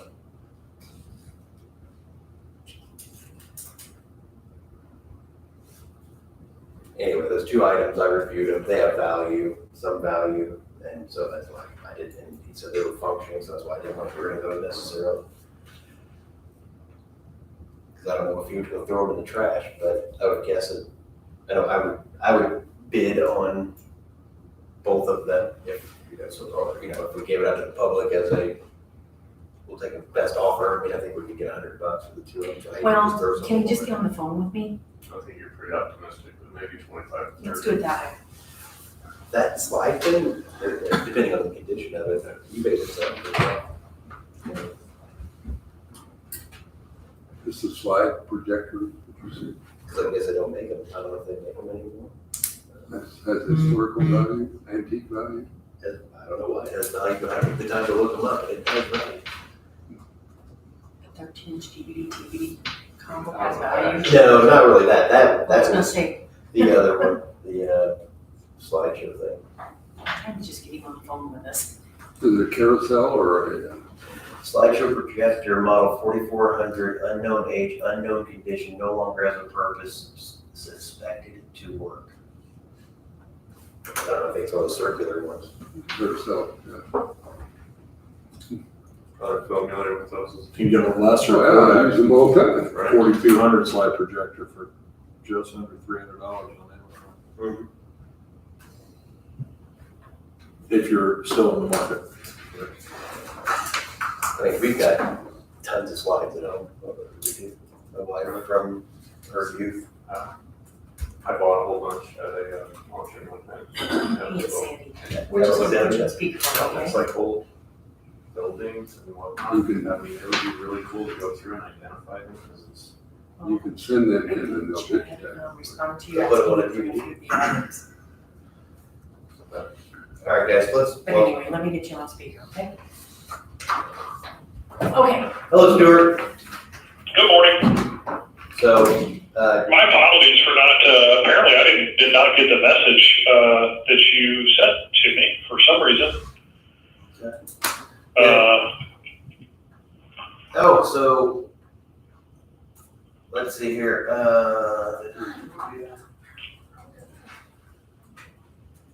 you know why you didn't get it? Because I didn't send it to you, I sent it to Sandy, Nick, and Elmer. Okay, well, that would explain it. Yes, If somebody wants to forward it real quick, I'll look at it with you. I've got my email pulled up. So Stuart, long story short, it was, I was just asking that you brought bring the DVD, TV, and the slideshow projector in, and that the other ones I was gonna move, we would discard. That's Okay. the gist of it. Unless the other two, I think last time that somebody had junk they wanted to get rid of, but I wanted to keep, they outvoted me, so that could be very well happen again today. Well, I mean, whatever the decision is or whatever the vote is, obviously I'll do what you ask. I've got some other things to bring to the courthouse today. I could drop them off today if that's the desires of the commissioners. What was what do you do with these items? You take them to solid waste? County solid waste or what? They would go to solid waste for electronics recycling. The downside to doing that is we do incur an expense on some of the items that, we get billed at whatever the rate is. It's minimal when you look at the grand scheme of things, the cost of doing business, but anything that needs to be electronically recycled, we do. I schedule that get with Carlin. Normally they, when the guys are out on their route, they stop by and pick it up. All right, so I would like to do it that way. Do you want to do it a different way? No. Okay, so I'll move that we declare as surplus and junk everything except the slideshow projector and the DVD TV combo. I'll second. First and a second, any other discussion? All in favor, say aye. Aye. Aye. Anyone opposed? Motion carries. So, whenever you have that, you can just come throw it up here in the meeting room. Will do. Thank you, sir. Thank you. Bye. You're welcome. Bye.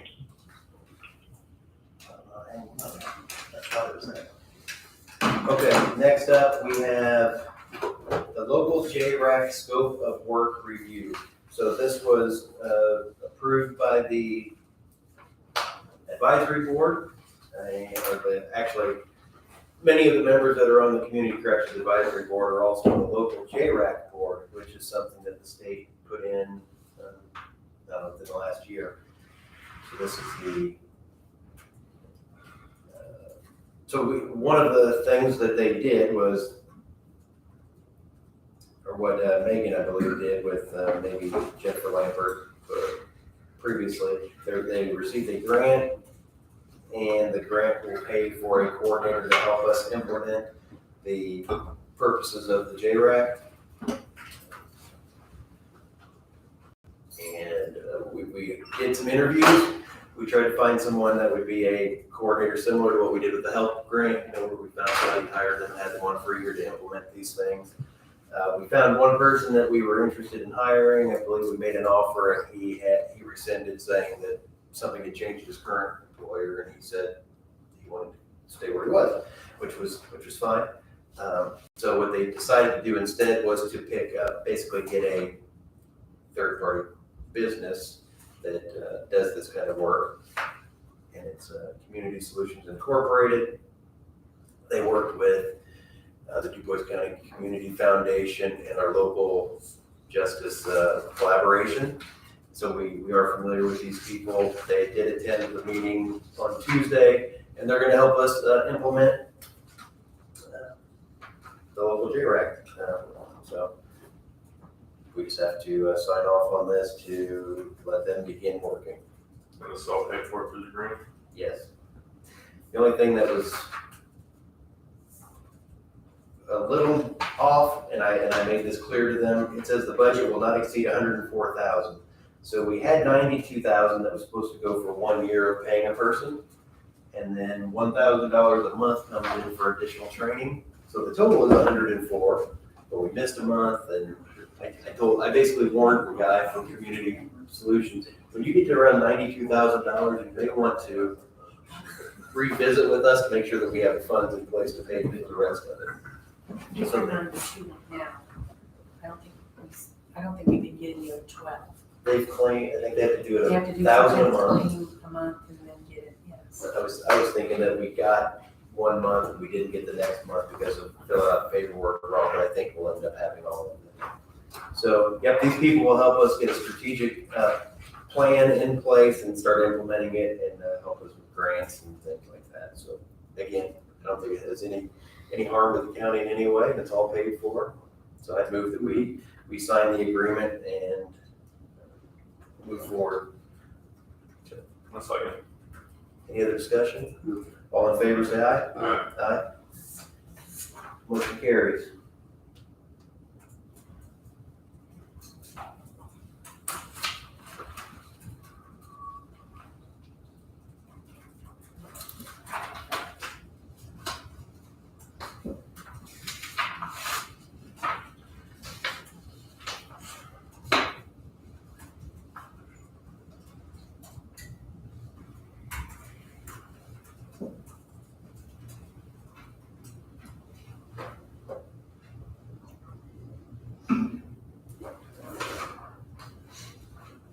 So then I'll get that to the appropriate people on the other side can sign off on it and start getting to work. I have to put this on Gateway, do you not? Do I put this on Gateway, that one? Is it an agreement? So that was a scope of work. I believe that wraps the agenda items. We did the claims, we did the minutes, the payroll. Mr. Schneider, any bankruptcy updates? No, sir. Nothing on that. What about from the highway? Have you heard anything additional about anything with that coal mine, or Nope, sure haven't. is the hole filling in with water? I would say it probably is. Yeah. I haven't been up there to even pay attention to it, to tell you the truth. I don't believe I have any other orders of business today. I think I went through mine earlier. The only thing I have is just an update that we are still working on the regional sewer district. We met last week to go over the draft ordinances. Got a copy here. I think you guys have a copy of what we started with. If you want to make a copy with my notes on it, you're welcome to, but we'll get that back out shortly. What's the next step? Just to continue to finish. Finish the draft and then pass the ordinance.